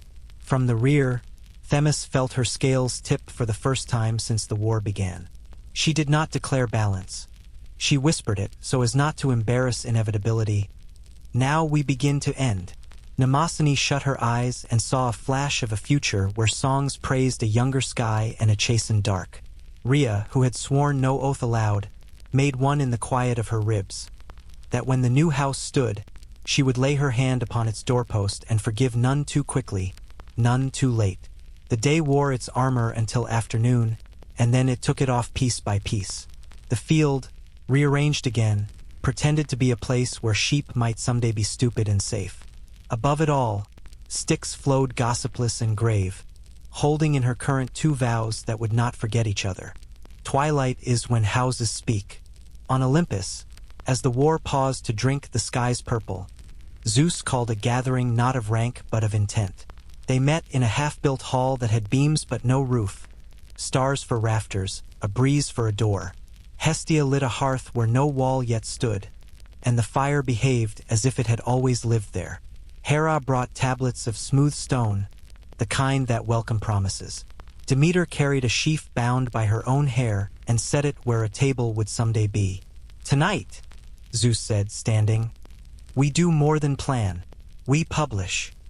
He lifted the thunderbolt not to scare, but to light the words that Hera traced on the stone. As he spoke, the Cyclopes hammered punctuation from far off, and the pauses fell into place with the authority of anvils. Let it be known, he declared, that any god, Titan, river, mountain, wind, or creature that chooses this house shall be seated according to their gift, that their honors shall be braided into our honors, and that their oath shall be a key that opens more doors for them than it closes. Hera's stylus moved with the pleasure of a law well-shaped. Let it also be known, she said, that betrayal will have an accounting, swift for the treacherous, patient for the merely afraid. Hestia added no words. She stacked another log, and the added warmth read as welcome in every listener's blood. Demeter spoke next, her voice the Thesmophoria's soft thunder. Let those who come be fed as if we intend for them to see many winters. From the doorless opening stepped a figure the room had not expected but had privately hoped for. Themis, scales tucked against her hip like a quiet animal. She did not cross the threshold until she had turned and looked back down the slope, as if asking leave of something older than gods. Then she entered, and the weight of the hall changed, became steadier the way a boat does when someone who knows the river steps aboard. I am not defecting, she said, before anyone could cheer what was not being offered. I am distributing. She handed Hera a little weight, and the queen laid it gently at one end of the tablet. Balance requires presence in both houses, Themis continued, but I prefer to teach where students dare to learn. So hear this, the scales have found you credible. Zeus bowed to the news as if it were a person. After Themis came others whose names would once have seemed impossible in this place. Eos pink-fingered Dawn shyly, as if visiting older cousins. She spoke of tiring of lighting a sky that pretended not to be new. Selene sent a pale gesture and promised phases that favored those who kept time kindly. Iris, the rainbow, arrived suddenly, drenched the room in bridge light, and then condensed into an envoy eager to carry messages that did not shame her mid-flight. And then, as the night fattened with stars, footsteps nobody could mistake. A woman's, deliberate and heavy with memory. Rhea stood in the knot doorway, and the fire leaned toward her like a child requesting a story. She looked at Hestia, and warmth acknowledged the mother who had kept cold from killing it in its first winters. She looked at Hera, and power respected power. She looked at Zeus, and love and anger shook hands in her eyes. "I will not sit," she said. "I will stand and see if I like the chairs you make." She walked to the hearth and held her palms out, the way mothers do when they have run out of things to carry. "I will not lift sickles or bolts," she continued, "but I will lift truths when they fall." The room exhaled some pain it had not admitted it carried. Rooms do that when a certain kind of woman enters. Outside, Olympus felt larger, as if accepting new tenants required it to grow another room. Below, Othries felt the subtraction and tightened its belt. Cronus counted what remained and made the mistake all rulers make when the future knocks. He decided to answer with the past. At the edge of camp, Prometheus found a sleeping ember and tucked it into a hollow reed, just to see if something as small as hope could be carried without alerting those who feared its light. "Not yet," he told himself, "but soon." Above him, the stars arranged themselves into a shape they would someday teach to sailors. The shape's name had not been decided. Names, like oaths, require timing. In the house with no roof, Zeus closed the convening. "Let it be written," he said, and the words lifted and hung where a ceiling would someday be. "Our strength is not merely what we throw. It is who we seat." Hestia banked the fire. It settled like a cat. Hera wiped the stylus and set it carefully beside the stone, the gesture of one who expects to resume tomorrow. Demeter gathered her sheaf and laid a single stalk on the hearth. For luck, for later, for law. The night folded itself around Olympus as a good cloak does, without fuss, without exposing the neck. In sleep, those who had sworn dreamed of bridges that could carry more weight than anyone dared test. Those who had not sworn dreamed of falling and called it flying. Between oaths and dreams, the war's balance shifted the width of a barley awn. It was enough to begin to bend the sky. Dawn gathered itself into a single pale blade and laid it along the spine of Mount Othries. The mountain did not flinch. It had learned from the Titans how to be stubborn, how to pretend that the future is merely a rumor. On its terraces, armor shivered into place. On its ledges, banners forgot to move. Cronus walked the ridge as a farmer inspects a field before hail. Not hopeful, merely exact. He touched a post here, a stone there, as if each thing needed to be reminded why it had been born. Around him, the old guard assembled. Hyperion, who could sunburn cities by frowning, had polished day until it squeaked. Zeus stitched gusts together, trying to make a rope from wind strong enough to strangle prophecy. Cronus called constellations by their old, disused names, hoping they would return the favor and remember him when this was over. Iapetus carved the air with a spear point that had eaten more hours than meat. Atlas stood a little apart, carrying in his shoulders a premonition no one else would lift. News had begun to arrive that felt less like information and more like subtraction. Themis divided herself, as balance must. Eos and Iris crossed the sky in colors that did not flatter Othries. Even the River of Oaths had angled her black shoulder toward Olympus. Cronus pretended this did not matter. He had practiced the art of pretending so long that it nearly looked like truth from the outside. Rhea came onto the ridge with no retinue and no ornaments to excuse her presence. The soldiers stepped aside because grief moves armies even when commands do not.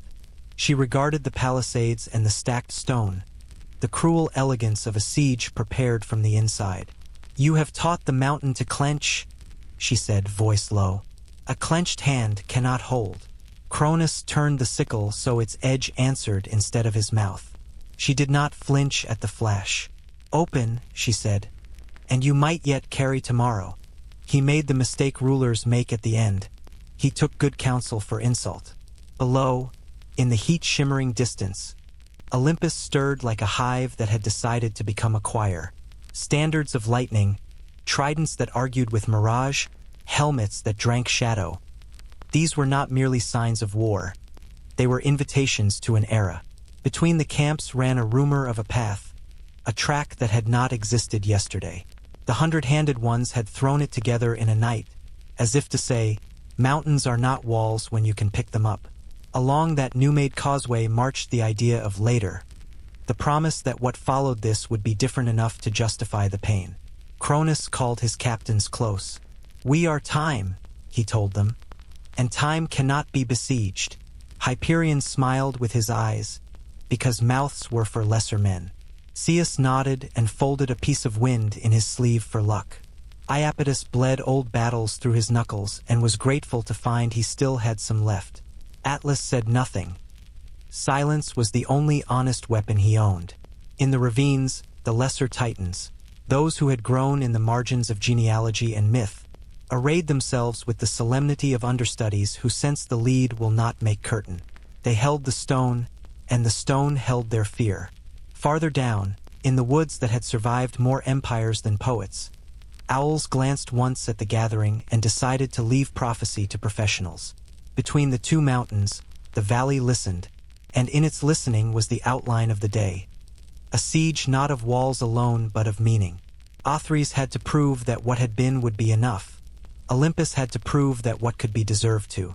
Above them all, the sky stood undecided, a book waiting for the first line to be written in a hand the weather would respect.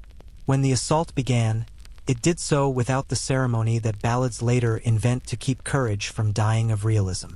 A single boulder rose, no trumpet, no speech, and crossed the gap the way an idea crosses a room when the right person hears it. Briareus had thrown it, and he did not wait to see where it landed. He and his brothers had discovered the secret of sieges. Mass plus rhythm equals prayer. The first stone struck a buttress older than genealogy. The buttress remembered earthquake and tried to pretend this was the same. It was not. The second stone followed, then 5 more, until the slope of Othries began to speak in a grammar of collapses. From the sky, Hyperion hurled a white noon that peeled the lids from eyes. Below, the Cyclopes retaliated with the delicate arrogance of opticians, polishing thunder until it could see through armor. Zeus did not stand at the front. He stood where orders found best purchase. Lightning nested along his forearms like falcons who had learned patience. He waited while Poseidon made lakes out of stubborn land and then poured them uphill. He waited while Demeter coaxed roots to clutch at siege steps so Titans stumbled where they expected to stride. He waited while Hades, absent and therefore everywhere, erased centuries with the kindness of a door opened in a wall that had tormented you for years. On Othries, Cronus answered with the weapon that had paid for his crown, hewing not only at flesh but at chronology. Where the sickle swung, moments bled backward. A wound became a bruise, then a gasp, then an intention not yet carried out. He laughed, pleased to find that even the present could be severed. The laugh snagged when it reached Styx. The river's oathwork made time hesitate to be edited. No god is swallowed again. The current reminded the blade, and the blade cut air inside its own echo. Iapetus drove a spear through a thunderhead and into the ribs of a mountain, pinning weather to geology long enough to call it strategy. Zeus sent winds that learned to turn corners. Crius unhooked star points and hammered them into nails. Hyperion hung a second sun low over the battlefield, daring shadows to admit they had nowhere left to hide. The light did not flatter blood. Even gods prefer wars that edit their stains. Hera moved along the lines with a ledger and a look that turned brag into data.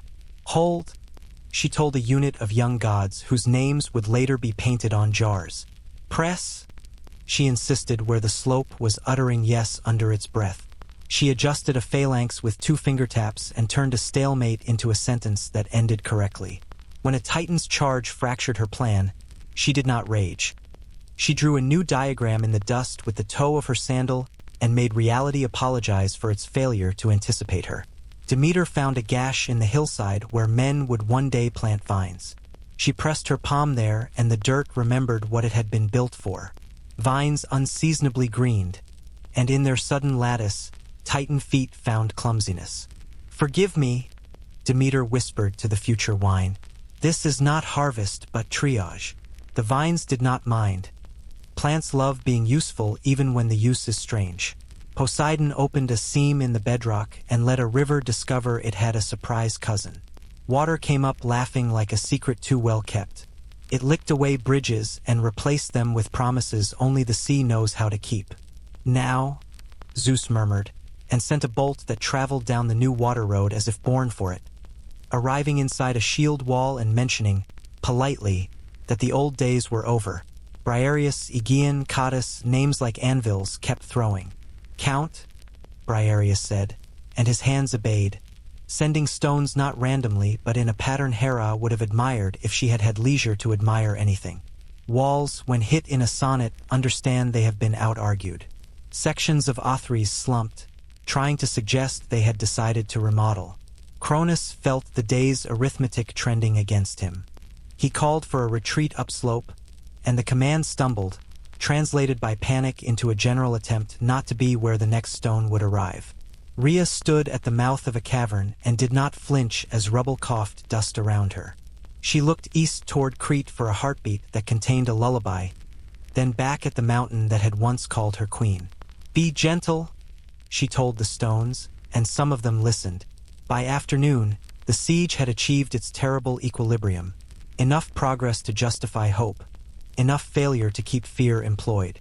Between throws, Briareus rested one of his hands on the earth the way a father rests a palm on a sleeping child's back, counting. "A few more," he said to the day, and then a few more after that. The day, busy with pain, did not argue. It merely kept time, the one thing Cronus believed he owned. Sometimes a siege ends with a breach you can point to. Sometimes it ends with a change in the air, the way a fever breaks before the sweat knows what has happened. This one chose a door. Hades had been moving through the underplaces with the precise indifference of an audit. He found a seam the builders had trusted too much, a join where pride had shaken hands with impatience. The helm of invisibility slid across his brow like a second eyelid. He touched stone with the courtesy of a thief who hates mess, and the wall agreed it had been mistaken to believe itself absolute. A doorway appeared, as polite as a butler. No trumpet, no dust, just a rectangle where a certainty had stood. Through that new small honesty walked a company chosen not for volume but for capacity. Athena, who had been assembling strategies like loom work in her lap. Hephaestus, whose hands knew what metal thinks in its sleep. Artemis and Apollo, twins whose light argued two kinds of accuracy. And behind them, Nike, who had taken off her sandals so victory's feet would make no sound. Prometheus came last, because those who measure prefer to step into consequences after they have installed a few. Inside Othries, corridors smelled of old stone and newer fear. Torches coughed. The walls hummed a low Titan song about how permanence forgives neglect. Athena raised her hand and the song paused. She mapped the hallways with a glance that made architects feel seen. "Left," she breathed, and they went left. "Up," she breathed, and stairs remembered they were ladders. They reached a junction where three choices quarreled. Apollo closed his eyes and listened to the air for the oldest echo, the sound of a throne thinking of itself. He pointed and the party took the passage that felt like a boast. They passed chambers where armor stood waiting for bodies that would not return. Altars stained with sacrifices that had been more theater than theology. A nursery long turned into a storage room for banners, as if sentiment had been folded and shelved. At a bend where the floor tilted to test ankles, a Titan guard materialized, one of the lesser famous, famous nonetheless to his mother. He bared his teeth in a smile that wanted to scare. Artemis's arrow arrived before the smile had finished making its case. The guard sat down as if he had remembered an appointment in the underworld and was relieved to be on time. "Forgive me," Artemis said, "because truth deserves grammar." Hephaestus paused at a door rimmed with iron that had been persuaded to forget its nature. He whispered to the hinges and their nostalgia overcame their duty. The door sighed open, pleased to be a door again. Within lay an armory of old seasons. Sickles ground on the same stone until the stone knew their names. Shields painted with constellations that had fallen out of fashion. spears that believed impatience to be a tactic. Nike walked among the racks and nodded as if counting yes. At last they came to the heart, a chamber whose ceiling had been taught to behave like a sky. Cronus stood at its center, the sickle planted in the flagstones like a winter where spring had been arrested. Hyperion flanked him, a dawn you could mistake for a threat. Zeus and Iapetus set their gazes like gates. Rhea was there, standing as if she had accidentally become a symbol and was trying to be polite about it. Athena stepped forward and the air improved. "This is not assassination," she said, a clarity that made the torches reduce their smoke. "It is a conversation that has outlived its utility." Cronus lifted the sickle and its edge remembered how to frighten. "Child," he said, though she was not technically his, "have you the stomach for ruin?" Athena did not answer the question. She rewrote it. "Have you the courage for after?" Zeus's arrival was not an entry but an admission of inevitability. He came with thunder that softened itself for architecture. Lightning sat along the lintels like cats who approve of a visitor. "Father," he said, assuming a relationship whose legalities Themis could argue later. The door was always going to be found. Cronus smiled, and the smile pulled like a scar. "Then find your end here."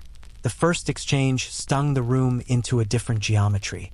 The sickle carved a slice from afternoon. A bolt returned the favor by stapling the minute back into place. Hyperion threw daylight that refused to cast shadows for Zeus. Apollo answered with an arrow that reminded light of its manners. Zeus lofted winds that tried to confuse direction. Athena returned them tied with a ribbon of strategy. Iapetus lunged. Nike moved the future 6 inches and the spear missed. Rhea did not speak. She watched. When the floor fissured under strain, she stamped once and the crack apologized. When the ceiling gathered itself to fall in sympathy, she raised her palm and memory held it where it belonged. "There will be a world after you boys are done," she said softly, and the chamber believed her. Prometheus had not lifted a hand. He was watching the sickle. Each time it swung, time bled a kind of light human eyes would later call déjà vu. He memorized the cadence. "You cannot hold the present hostage when vows patrol its borders," he murmured, not to Zeus but to the law that had been growing like a tree all week. The law heard and sent Styx's chill up through the flagstones. Oathcold went hunting the sickle's heat. At some point a fight stops being a fight and becomes a grammar lesson. This one conjugated power until both tenses and tempers frayed. The sickle tried to make the day past. The thunderbolt insisted on future perfect. It shall have been made new. Cronus stepped and the floor tried to step with him, the favor owed to kings. Zeus stepped and the air steadied, the favor owed to laws. Bolts flew, not like stones but like sentences, ending where they began, obeying unwritten style guides. The sickle came down and shaved a second too close. Zeus pivoted, and what would have been a wound became a story about almost. "You end," Cronus hissed. "We begin," Zeus answered, with that dangerous calm that makes storms listen up. Hyperion crowded the chamber with noon. He wanted to blind. Apollo lifted his hand and drew the sun a veil. The light smiled and became sight again. Zeus set winds to whisper treason in the bolt's ears. Athena belted each whisper with reason until gossip blushed. Iapetus charged, meaning to skewer the concept of sun. Hades, unseen, tugged the floor a thumb's width to the left, and the spear discovered it loved stone more than prophecy. Rhea moved once, only once. The sickle, in a loop of arrogance, angled near the hearth she had carried in her ribs for eons. She set her palm to the blade. Every child she had borne, swallowed, hidden, rescued, pressed its memory through her skin. The edge squealed like a lie put on trial. "Enough," she told it, and the blade remembered there are voices one does not contradict. Zeus felt the moment loosen. He called to the Cyclopes with a thought, and elsewhere, at anvils that light had learned to obey, 3 brothers smiled without mirth and tightened the thunderbolt to its truest self. It leapt to Zeus's grip as if recognizing a home it had not known it needed. He raised it, not high but right, and spoke not to Cronus but to the room, to the oaths, to the future that had been eavesdropping since morning. "By Styx," he said, "by hearth, by field, by sea, I bind the swallowing era. What goes into darkness returns unbroken." The bolt he threw did not aim at flesh. It aimed at the habit that had kept the world small. It struck the sickle at the moment the blade attempted to abbreviate another minute. Metal rang and dropped a pitch as if age had just happened to it. Cronus staggered and tried to recruit history to steady him. History, feeling the river glance its way, stepped back. There are stories that claim Zeus felled his father here with a blow that made the mountains copy the movement. There are other stories that insist the sickle split and the halves tried to fly in opposite definitions. The truth, as always when gods arrange it, is simpler and worse. Cronus realized he would lose eventually and learned the longest lesson a tyrant ever has to learn, which is that eventually had finally arrived. He broke, not into blood, not into weeping, but into tactics. He called to Hyperion to scorch the roof. He ordered Zeus to suck the air from the lungs of the hall. He threw Iapetus at Zeus like a last word. And then he did the ungenerous thing a father does when he cannot bear the mirror his child has become. He reached into time for a birth and tried to unhappen it. The sickle arced toward a line in the world where a cradle had once been. It meant to erase. The oath heard and arrived first. Styx rose through the stone, black as a verdict, and laid herself between the blade and the memory. "No," she said, and the word traveled into every year that had ever been frightened. The sickle hit water that acted like mountain. It recoiled. Cronus felt, for the first time since his own revolt, what it is to be answered by something that does not consider you the center of the conversation. Zeus stepped in. He did not kill. He removed. With a movement clean enough to be taught, he struck the wrist that held the sickle. Bone argued. Lightning provided the footnotes. The weapon fell, ringing, protesting, trying to be a crown one last time. It lay on the stones like a question that had finally been asked properly. Silence enrolled the room. Only Rhea breathed as if her body had opinions. Zeus did not gloat. He called not for victory, but for bonds. Across the plain, the 100-handed ones had been waiting for a music cue no one else could hear. When Zeus called for bonds, they answered from everywhere at once. Cottus arrived first, fingers already counting the lengths of chain required to hold myths. Briareus came behind with ropes braided from oaths and metallurgy. Aegeon brought shackles that had learned humility from waves. Hades, visible now, removed the helm and set it carefully on a shelf of shadow where it liked to nap. "There are rooms below that will not complain," he said. "They understand tenure." Poseidon stood at a crack in the floor and persuaded it to become a stair wide enough for justice to descend without scraping its elbows. Hera brought the tablets she had been writing upon all day and read the sentences aloud. Each sentence found a link and fastened itself the way language always wanted to consequences. Cronus did not beg. He scowled and found no purchase for scowling. Hyperion thinned to a blade of light and tried to slip between links. The chain remembered eclipse and declined to be fooled. Zeus sent a wind to coax a lock. The key ignored flirtation. Iapetus bared his teeth in a grin that had frightened ships. Nike, smiling back with actual good nature, took his wrists and made a demonstration of inevitability out of them. Rhea stepped close to Cronus and studied him with a thoroughness that made the old soldiers around them look away in sudden, decent embarrassment. "You could have been harvest," she said. "You chose winter." Her hand did not rise. Mercy is a gesture without gesture. "Go to the place where endings are stored," she told him, "and think about rooms." Prometheus moved unhindered among the binding, making small adjustments the way a craftsman corrects a blueprint while the ink is still wet. "Looser," he advised here, "or resentment will swell and split it. Tighter," he suggested there, "or he will mistake your gift for weakness." Hephaestus fitted a lock and listened to its satisfaction. "There," the smith said softly, as if praising a shy child. "Hold." Zeus picked up the fallen sickle. He weighed it the way a judge weighs precedent. "This will not be melted," he said. "It will be kept, not as threat, not as trophy, as reminder." He turned to Themis, who had entered with her usual talent for arriving when justice is no longer hypothetical. She balanced her scales and the pointer steadied where new eras prefer to sit. "Seal it," she said, and Styx's thin black laugh acknowledged the instruction. Down the stair that Poseidon had persuaded out of stone, they led Cronus and those who had refused to believe the world would proceed without their permission. Tartarus does not narrate itself. It allows others that duty. The doors admitted the bound with the courtesy of a well-run archive receiving documents it had anticipated. The locks did not gloat. They had nothing to prove to iron. On the threshold, Zeus paused and looked back up through the corridors, through the new door in the old wall, through the corridors of a day that had been persuaded at last to prefer after.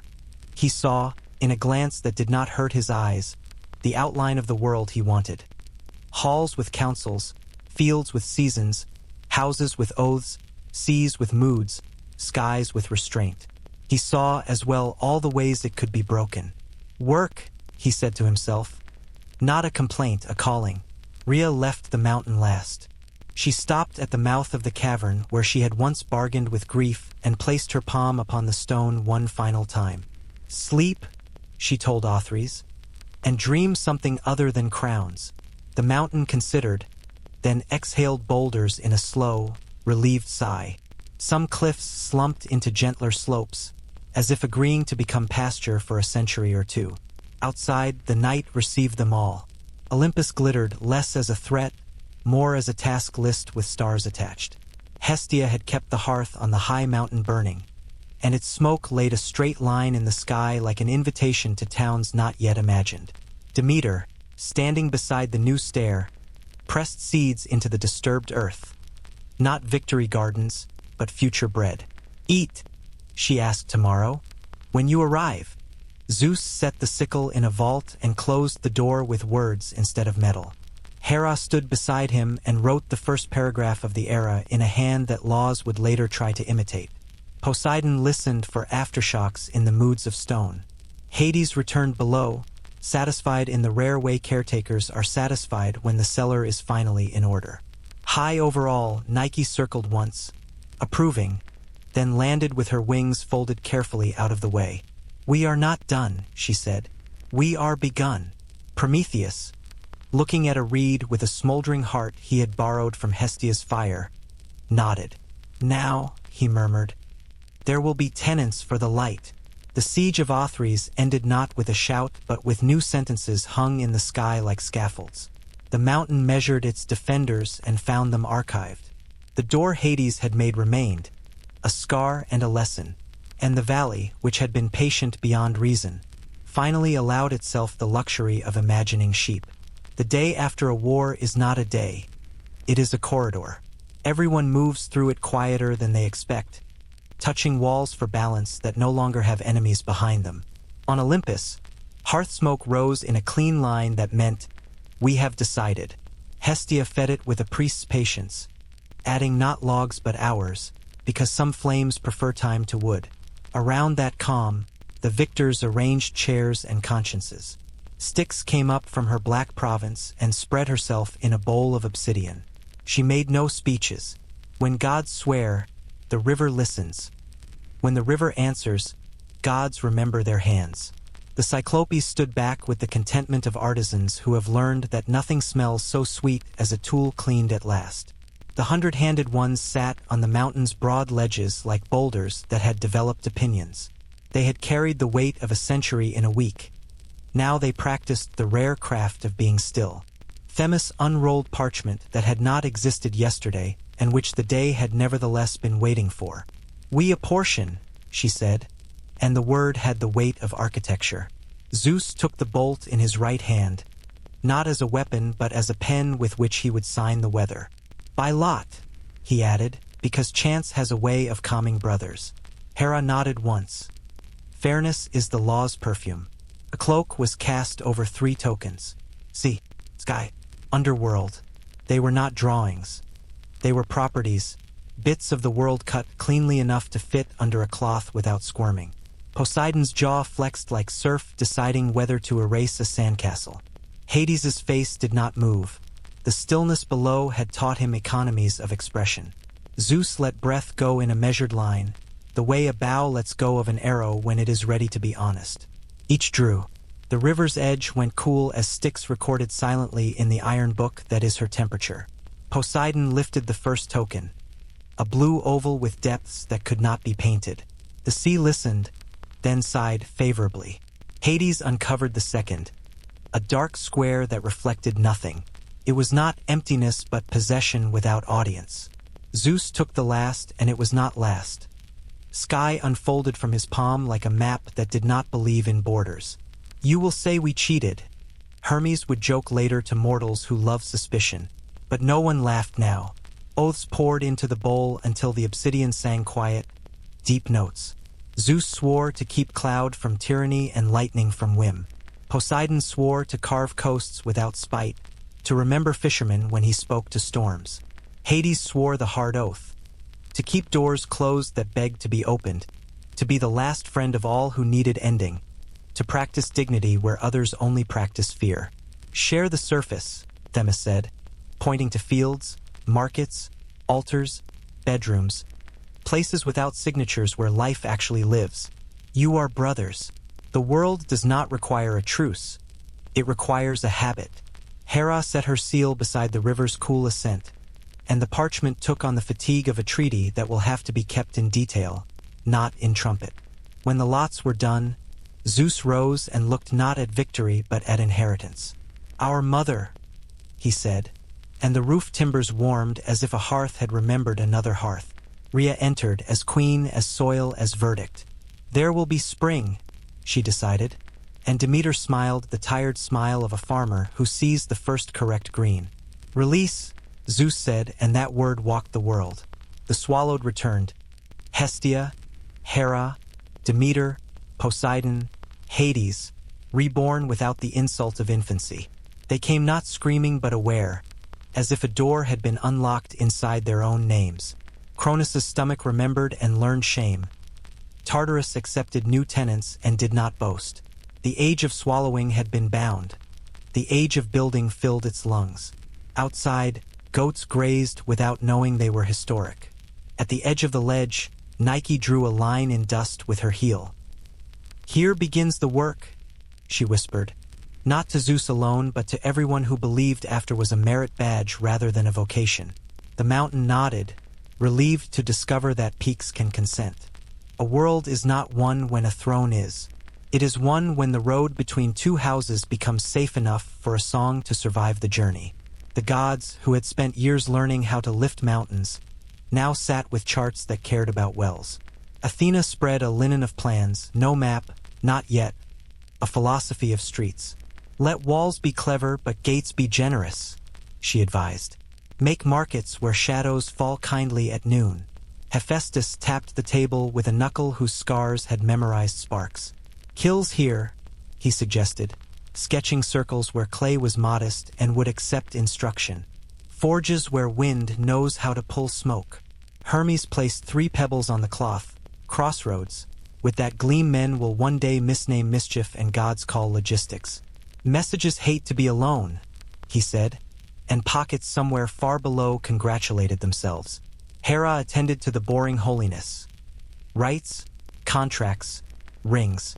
A promise is a door, she said, and a door is more civilized than a wall. Demeter adjusted the drawn river a finger width so levees would be less proud and more practical. Barley forgives, she murmured, but it prefers to be respected. Artemis placed small trees near each house, groves, so that the young could learn quiet with their feet. Apollo tuned the temple rectangles so songs would stand up straight inside them even when men grew tired of singing. Zeus listened, and that was his best contribution, permission for genius to be ordinary. He took the bolt and placed it not on the table but on the floor. There, he said, outside the plans. The bolt liked the idea and became just bright enough to remind everyone who owned the roof.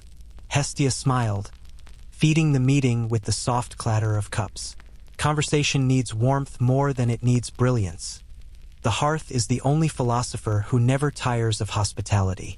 Below, mortals, sturdy imaginations with calluses, began to practice god inventions without asking the sky for annotations. A woman drew a boundary with her toe and called it garden. A man put stones in a line and called it hours. Hermes watched and hid a grin inside his shoulder. Commerce was being born without a midwife. Prometheus, leaning against a pillar with a reed that carried a secret glow at its heart, nodded privately to the season he had smuggled in, boldness. Hades, who had won the serious lot and would bear it seriously, came up from the thoughtful regions briefly. He asked nothing.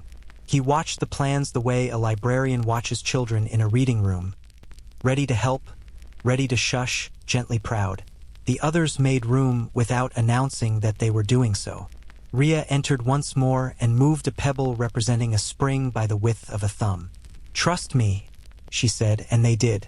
The spring later became a city that later became a proverb about water remembering kindness. At Delphi, a crack in the earth breathed. The place had known world speech before Apollo wore it as a badge. Now it made room for both old and new. Gaia's memory hummed under the tiles.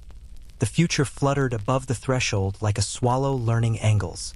"Let the answers be riddles enough to tame certainty," Athena suggested mildly. Apollo agreed. An oracle that never makes tyrants comfortable is the only sort worth sweeping. Work, then. The Cyclopes built not just bolts but hinges, and found a clean, quiet happiness in mechanisms that did not explode. The hundred-handed ones shaped harbors with the innocence of giants who think like rivers. Eileithyia went among women unseen, converting pain into a rival. Hebe laughed at a jug and made it pour better.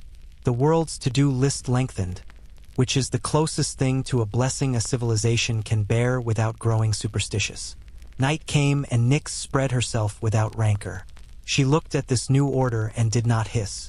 She was older than all of it and had nothing to prove. She liked the lamps and she liked the way the children slept.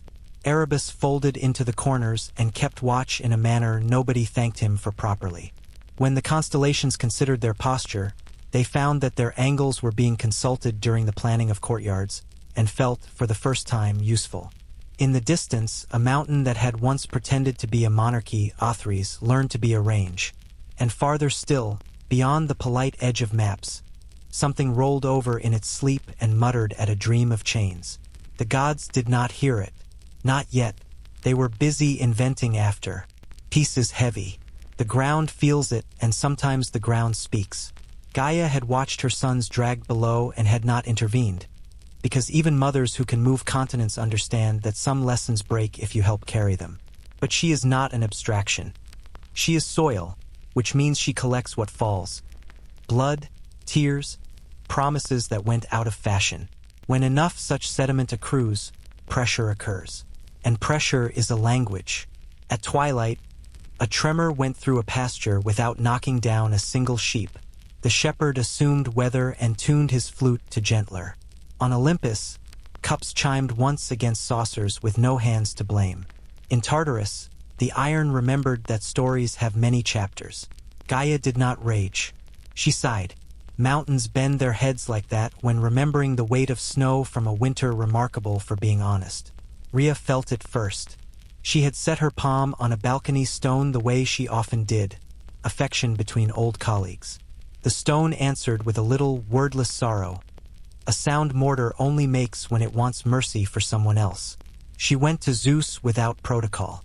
"Listen," she said, and took his wrist and put his thumb against the threshold. The mountain's pulse was in it, slow, deep, withholding adjectives. "We have fettered what needed fetters," Zeus began, assembling a defense before the court had been formally convened. Rhea did not disagree. She did not agree. She did not care for debate. "The earth is not asking for pardons," she said. "She is asking for acknowledgement." Acknowledgement came in the form of gods showing up without their weapons.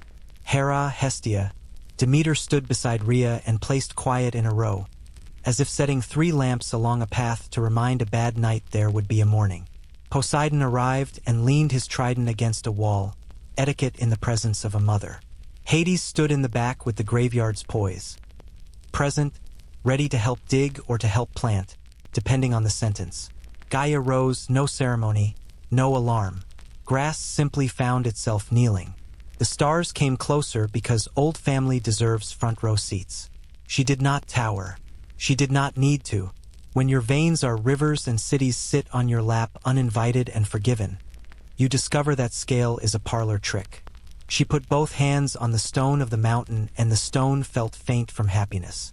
"Children," she said, and the word made heroes unborn look up from their dreams to see if their names were being written. "I have allowed your arrangements," Gaia continued, voice like wheat talking itself into bread. "You have stopped swallowing. You have found counsels. You have chosen to let oaths discipline appetite. This is good." The mountain, the valley, the ants agreed. "But you have left me with sons underground who were not merely cruel. Some were merely themselves. Prison is a kind of gardening. Be sure what you intend to prune does not kill the tree." Hera bowed, and it meant something. "Mother," she said, and Hera does not deploy that noun recklessly. "We will water even what we chain." Hades stepped forward, fortunate solemnity personified. "Their bonds are not starvation," he reported. "They have room to think, and I have left them the dignity of silence." Gaia's gaze softened the way hills soften when snow remembers how to melt. "Good, but grievances run on timetables no Senate controls." Beneath volcanic islands asleep under moonlight, something tall shifted its knees. In black soils where fishermen rinsed their hands after luck, roots tangled around a rumor and began to gossip. Stone, very old stone, rehearsed a yawn it had promised it would not risk again. The word giants is a human attempt at measurement. What rose in the depths was not size alone. It was an argument that the world did not ask permission to be born, so why should it ask permission to be loud? Demeter felt it in seeds that paused before deciding to sprout.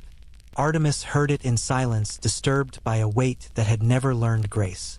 A breeze wandered in from nowhere and brought, as gifts, a handful of dust from an island no ship had found yet, and the smell of flint pretending it had never been a knife. "Something is moving in the undergrain," Rhea said, eyes on a horizon that would need editing. Zeus exhaled in the manner of roofs. "Prepare," he told the air, not in panic, not in fatigue, but in the tone carpenters use when they tie down their tools before a weather they respect. "Another war?" Poseidon asked, half hopeful, half annoyed. "Storms like to be useful, but they also like to be on time for supper." "Another correction," Athena corrected, already revising the plan of the plan. Gaia stood perfectly still, and islands rearranged their shoulders to make her more comfortable. "I will neither forbid nor bless," she said. "But know this, some of what rises comes from my hurt, some comes from my humor. Do not punish all for the sins of a few, and do not confuse a mother's complaint with treason." The night resumed. Owls practiced the ethics of looking surprised by nothing. Somewhere, a hammer struck iron and made a vow that echoed down into caverns where silhouettes practiced their balance. The age of order had not ended. It had reached the chapter where order learns to negotiate with its own shadow. Rumor in a new world is faster than law. In taverns with roofs so fresh the straw still dreamed of field, men cursed gently as dice behaved like geometry instead of favor.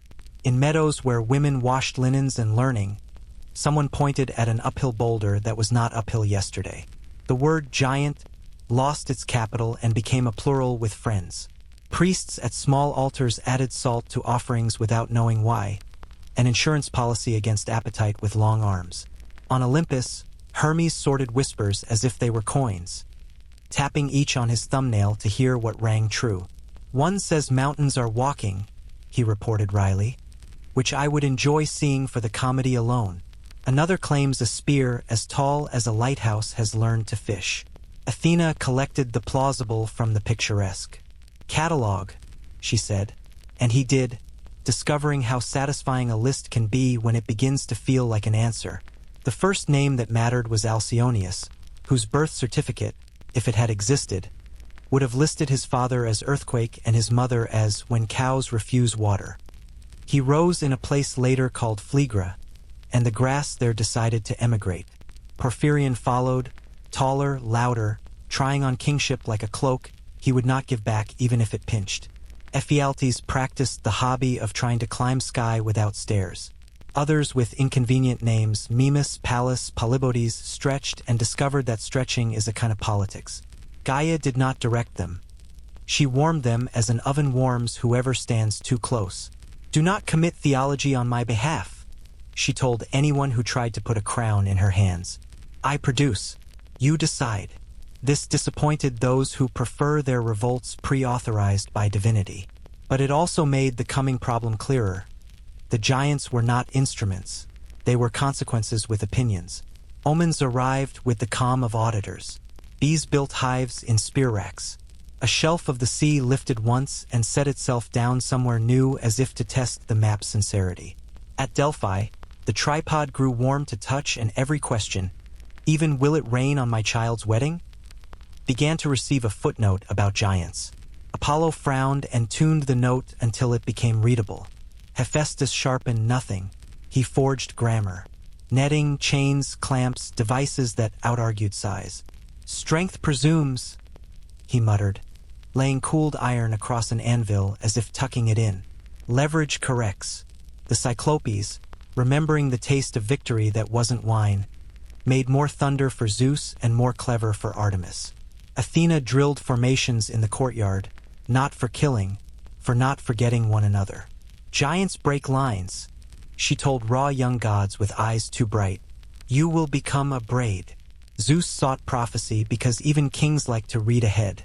Themis told him with the serenity of stones that calculate avalanche. The giants fall only if a mortal helps.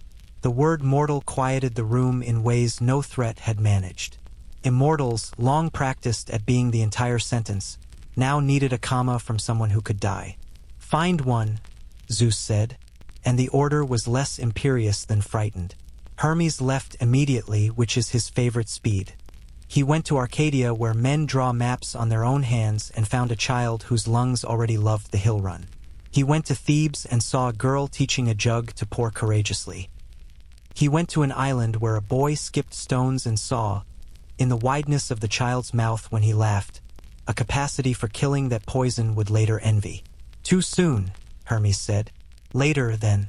Later we will need a name that stories will refuse to forget." On sea, Poseidon trained anger into tide. On land, Demeter told fields to drink steadily.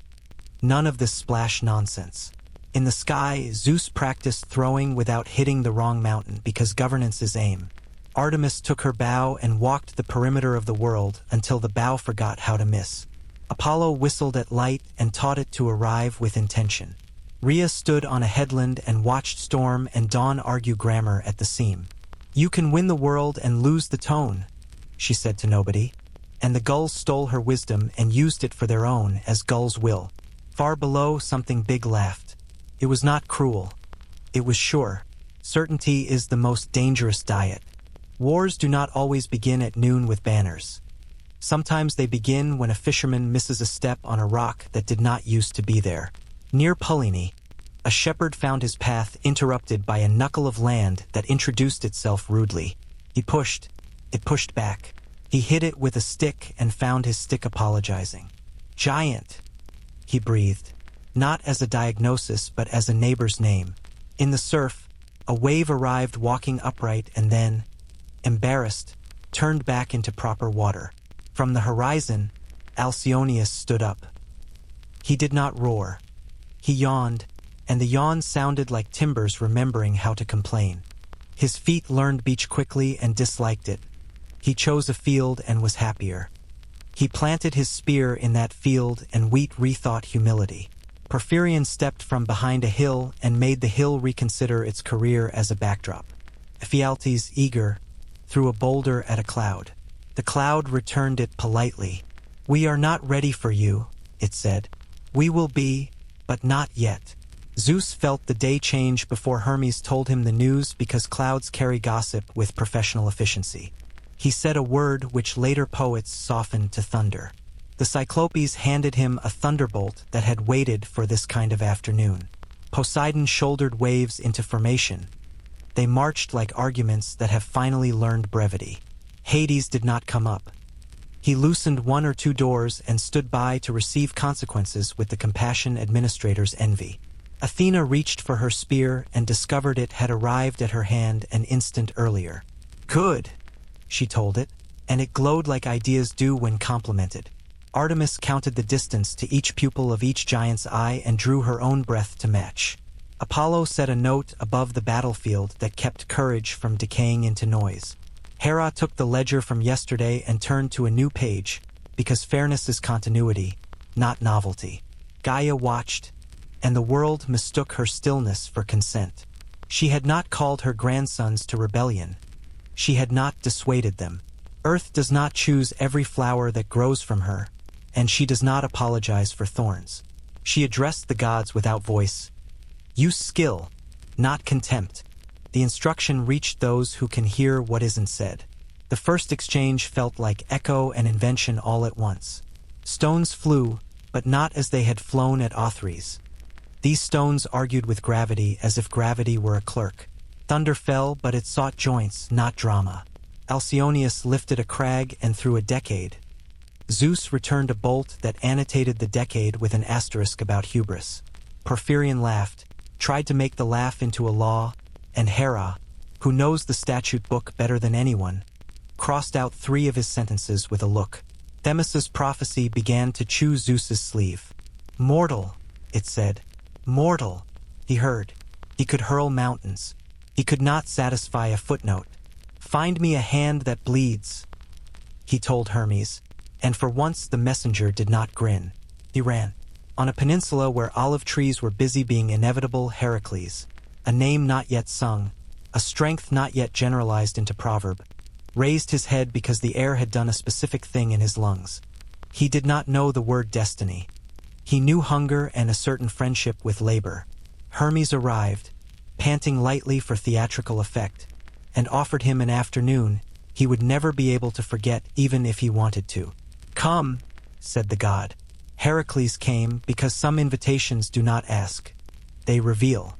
Back at the shore, a boulder learned how to float temporarily because Poseidon wanted it so, and then learned how to sink permanently because Athena needed it to. Artemis loosed an arrow that sang a second voice to Apollo's note, and Ephialtes flinched for the first time in his long, inconvenient life. The Cyclopes, from a ridge, threw chains like arguments that had been workshopped. Briareus clapped once, and 2 hills decided not to be there any longer. The second war had begun, not to unmake the map, but to annotate it with humility. Olympus did not gloat. It braced. The giants did not posture. They reached. Between them stood a promise the river had written and a boy with a club who would, before sunset on a future day, teach scale to behave. Above all of it, Nyx drew her veil across the sky with the tenderness of a mother putting a house to bed on the night before a new kind of weather. The horizon is supposed to behave. It is supposed to sit quietly, a line drawn by distance, a boundary that never presumes to enter the room. But when the giants began to gather, the horizon betrayed its duty. It moved. Hills stood taller than they had yesterday. Fields stretched until they resembled knees, and clouds dragged shadows across torsos that had never existed before. From the north came Enceladus, whose breath made trees bow as though in perpetual storm. From the islands in the Aegean rose Polybotes, striding through surf as if the sea were a puddle. Mimas dragged boulders behind him like pets on leashes, and Porphyrion, largest of them all, smiled with a confidence so wide it seemed to reach from one edge of the world to the other. The gods stood atop Olympus and watched. They had seen Othries fall, had chained Titans, had measured out the world like a surveyor setting boundaries. But this was different. These were not kin returning for thrones. These were Earth's own answer, born of Gaia's indignation. They were not princes, they were consequences. Zeus tightened his grip on the bolt that hummed like a restless instrument. "Not Titans," he murmured. "Something worse. Titans with tomorrow's anger in their blood." Hera stood beside him, calm but severe. "Then you must strike like law, not like rage. They rise because we bound their kin. They will fall only if justice out-argues size." Poseidon's eyes glittered, the sea behind them restless. "Let them test me," he said, trident shaking like a mast before storm. "If they think to stride across coasts, they will learn what undertow means." Hades, though unseen, was there. His presence felt like a chill in the rock. "When they fall," he said quietly, "I will keep them. Their bodies will not clutter the surface. The earth can complain, but the underworld knows order." Yet Themis's voice whispered through the gathering, "Do not forget the prophecy. The giants cannot be defeated without the hand of a mortal." At that word, the gods grew silent. They, who had cast mountains, split seas, bound fathers, were told their strength was incomplete. They would need a man. Hermes slipped away, sandals hardly brushing stone. The world trembled as the first giant set foot on plains near Pallene. Dust rose in plumes. Farmers abandoned fields. The horizon no longer stood at a distance. It walked forward, and every step sounded like a chapter beginning. The first clash began where land met water. Polybotes strode through the Aegean, waves breaking on his thighs, foam trailing like garlands. He had eyes like volcanic glass and carried a boulder that had once been the heart of a mountain.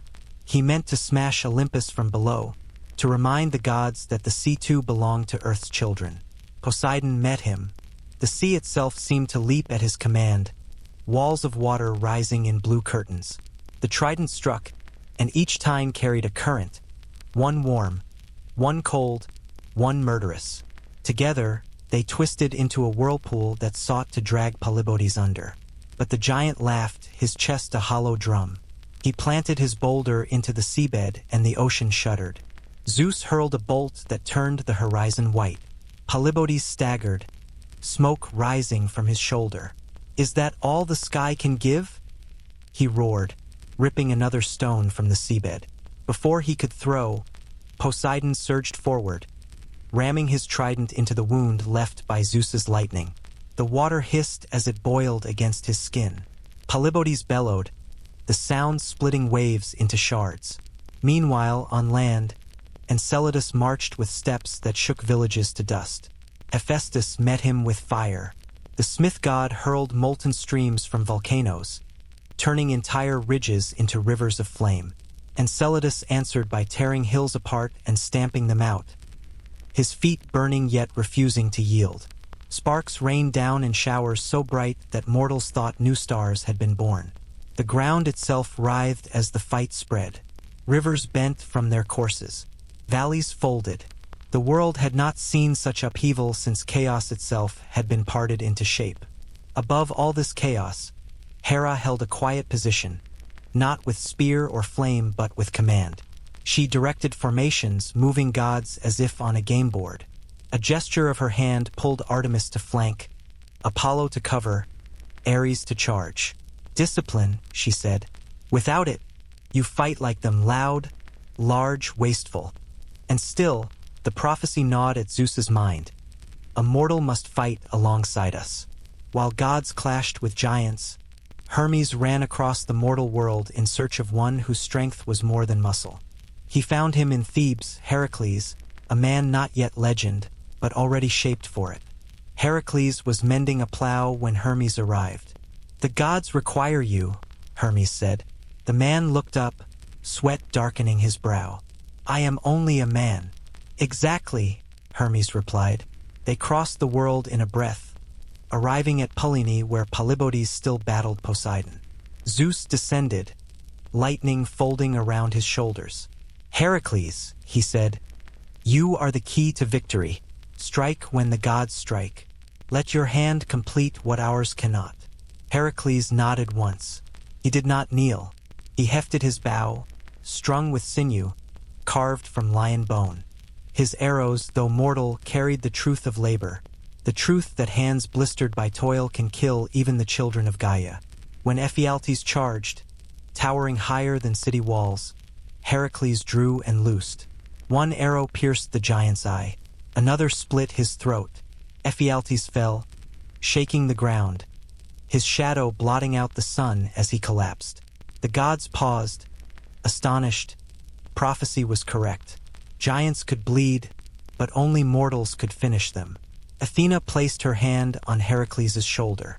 "Today you are not only man, you are our balance." Heracles said nothing, but his silence was heavy, like iron dropped on stone. The battle raged across plains and seas. For every giant that fell, another seemed to rise, taller, louder, angrier. Yet the gods had something the giants lacked: precision. Athena wove strategy. She directed Heracles to where his bow mattered most, pointing him toward Metis, toward Pallas, toward each threat that could only die by mortal hand. Heracles struck true every time, arrows flying with the calm certainty of a man who knew labor better than luxury. Artemis danced through the chaos, arrows raining like silver rain. Apollo's lyre rang out, not with melody but with vibration that bent courage away from giants' hearts. Hephaestus unleashed chains forged in secret, binding ankles and wrists, letting gods and man together bring their enemies low. Porphyrion, greatest of the giants, surged toward Hera, his lust and arrogance blazing like a second sun. As he lunged, Zeus struck him with lightning. Heracles loosed an arrow into his chest. The combination dropped Porphyrion to his knees, smoke rising from his body. Hera stepped forward, calm and unshaken, and with one touch of her hand, ended him. One by one, the giants fell, each by cooperation, each by mortal arrow finishing divine strike. Alcyoneus fought longest, his strength unending so long as he touched the soil of his birthplace. Athena whispered to Heracles, and together they lured him beyond his homeland. Once he crossed the boundary, Heracles struck, and Alcyoneus collapsed, his body rolling into the sea like a broken cliff. The tide had turned. When the last giant fell, the battlefield went silent except for the groaning of wounded land. Craters smoked, forests lay broken, rivers ran red with Earth's own blood. Gaia rose. She did not rage. She did not strike. She wept. The tears she shed were rain, and the rain fell for days. "You have killed my children," she said, her voice everywhere and nowhere. "But you have also fulfilled the prophecy. Balance is kept." Zeus lowered his bolt. "It was necessary." Gaia's eyes closed. Necessary does not mean kind. The gods stood in silence. Even Ares, drunk on battle, held his tongue. The world had been saved, yes, but at the cost of Gaia's trust. She turned from Olympus and buried her grief deep in stone. Her anger would wait for another age, another war. Heracles stood among the gods, silent, his bow still warm. He had fought beside immortals and proven the prophecy true. Yet he felt no triumph, only weight. He would return to the world of men, but he knew now that his story had been bound to theirs. The war was over. The giants were gone. The gods remained, but Gaia's sorrow was a shadow they could not banish. And in that shadow, seeds of another conflict already waited, quiet, patient, inevitable. The war was finished, but the air did not believe it. Smoke drifted over the broken plains, curling into the sky like words that refused to dissolve. Rivers ran crooked now, hills leaned, and villages wore scars as if the world itself had been a soldier. The giants were gone. Some drowned, some chained beneath stone, some scattered into islands that would be mistaken for geography. Yet the gods did not cheer. Olympus stood, but its columns seemed to tremble with memory. Heracles sat apart from the immortals, his bow across his knees. Mortals are not used to fighting alongside gods. Even victory felt like trespass. He knew the prophecy had made him necessary, but not equal. Still, Athena placed a hand on his shoulder with deliberate care. "Without you," she said softly, "our strength was noise. With you, it was verdict." He nodded, but his silence was heavier than words. Themis rose, her voice carrying the steadiness of scales. "This war is closed, but the thread continues." The prophecy was not about giants alone. It was about the balance of heaven and earth, of death and life, of gods and men. "Another storm waits." Her words settled like dust into wounds. None argued, for prophecy does not invite rebuttal. Zeus looked down at the earth below, fields broken, mortals wandering through ruins. "We fought for them," he said, "yet they will never know the weight of this day." Hera, beside him, answered without softness. "They are not meant to. They will remember us in stories, not in scars." But Gaia's silence was the loudest. The mother had withdrawn, her grief buried deep, her presence withheld. She neither blessed nor cursed the gods for their victory. She simply turned her face away, and the world shivered at the absence of its oldest comfort. The gods returned to Olympus, but celebration never came. The thunder was gone, and in its place, silence waiting, as if the air expected another voice to speak. Deep below, in the chambers of Tartarus, chains rattled softly. The Titans stirred, not in rebellion but in recognition. They felt the fall of the giants through the stone, tremors that hummed like news. Cronus lay bound, his once proud shoulders pressed into unyielding rock. His eyes, half closed, flickered when he sensed Gaia's sorrow. "The earth cries again," he whispered to Iapetus, his brother in confinement. "And when the earth cries, storms answer." Iapetus grunted. "Storms we cannot summon. Our suns have risen and fallen. Our line is done." But the shadows disagreed. In caverns deeper than prison, voices whispered. Not titans, not giants, but something older still. They spoke in murmurs that sounded like grinding stone, like rivers eroding bedrock. Order bends. Oaths can fray. Another reckoning will come. Hades, patrolling his realm, paused when he heard it. He had thought the giant's defeat would bring stillness, but stillness was not what he found. The dead whispered of cracks in the order of things. Dreams of mortals grew feverish, filled with visions of floods, fires, and suns gone black. Hades returned to Olympus, not to seek counsel but to warn. "Tartarus speaks," he said. The other gods frowned. "What does it say?" asked Zeus. Hades's eyes were steady, cold. "That what has been chained does not sleep forever. That our victories echo but do not close the book." No one answered. For once, even Zeus had no thunder to give. Heracles, the man who had tipped the scales, prepared to return home. Yet Olympus struggled to let him go. Some gods wanted to raise him among their number immediately, to enshrine him as proof that mortals could join eternity. Others warned that too much favor for one man would tilt the balance and spark envy among humankind. Zeus summoned him to the high hall. "You have done what no god alone could do," Zeus said. "Name your desire." Heracles hesitated. Desire was dangerous before such ears. "I ask only for rest," he said, "and for men to know that gods do not always forget them." Athena smiled at his restraint. Hera, who once despised him, studied his face and found herself silent. Perhaps even her anger had been spent in the clash with the giants. Themis intervened, as she always did when decisions risked imbalance. "He must return to the mortal path. His labors are not yet over. When his story is complete, then let him join the stars. For now, he must walk among men, to remind them that the hand of a mortal can steady the world." And so Heracles departed Olympus, bow across his back, carrying the weight of prophecy like a second spine. He returned to fields and cities, to tasks that gods would never attempt but men must face. Hunger, toil, betrayal, endurance. Yet every arrow he loosed in later labors carried the echo of that greater war. The gods watched him go, uneasy. For the first time, they wondered whether their power would always need mortal hands to finish what immortals began. It was at Delphi that the final words emerged. The priestess sat over the tripod, the fumes rising from the earth like the breath of secrets. Her eyes clouded white, and the voice that came through her was not her own.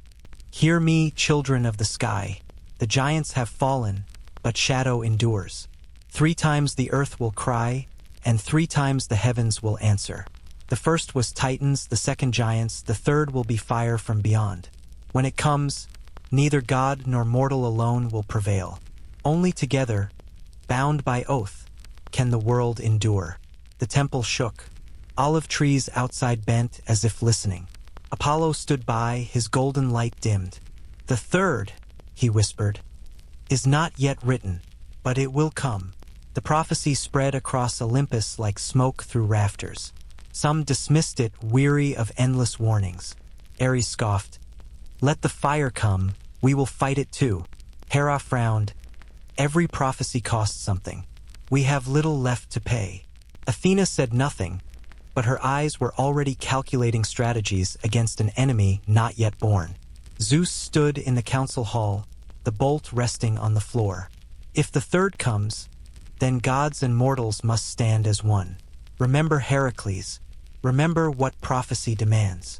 But shadows lingered, murmuring that not all gods would honor such unity. Some would refuse, some would betray, and prophecy never promises peace, it promises necessity. Night fell over Olympus, clear and starlit. For the first time in generations, no thunder rolled, no mountains cracked, no ocean screamed. Yet the peace felt fragile, as though the sky itself held its breath. Hestia tended her flame, keeping it steady, whispering prayers over it as if the hearth alone could keep the prophecy at bay. Hermes wandered the world below, carrying news between temples, but even his swift tongue faltered when mortals asked, "Will the gods protect us again?" On the plains where giants had fallen, new flowers grew. Their petals were streaked red and gold, as if remembering both blood and fire. Shepherds whispered that they heard groans beneath the ground at night. Sailors swore the sea still trembled with the anger of Polybotes. The world had healed, but not forgotten. Gaia remained silent, her grief withdrawn into roots and stone. She did not speak to gods or men. Yet earthquakes still rattled in her sleep, and volcanoes muttered like children rehearsing rebellion. She was not done. She was only patient, and so the gods waited, victorious but not secure, triumphant but not at peace. The prophecy of the third cry lingered like an unanswered question. Above, the stars wheeled quietly, indifferent to war and prophecy alike. Yet even among them, Orion seemed brighter, as though leaning toward the earth, watching. The constellations kept their vigil, silent witnesses to a world bound by oaths, victories, and shadows yet to come. The chapter and the war closed not with thunder, but with waiting. The last prophecy had been spoken. Fate had whispered its shadow, and all that remained was time. And so ends the tale of Cronus, who ruled in fear, devoured his children, and unknowingly raised the seed of his own downfall. The prophecy moved closer to fulfillment, and the world stood on the edge of its first great divine war. If you enjoyed this story, please give the video a like. It helps these ancient tales continue to be told. Don't forget to subscribe to Whispered Empires so you never miss the next chapter of myth and mystery. And I'd love to hear from you in the comments. When you think of Cronus, do you see him as a tyrant, a tragic figure, or something in between?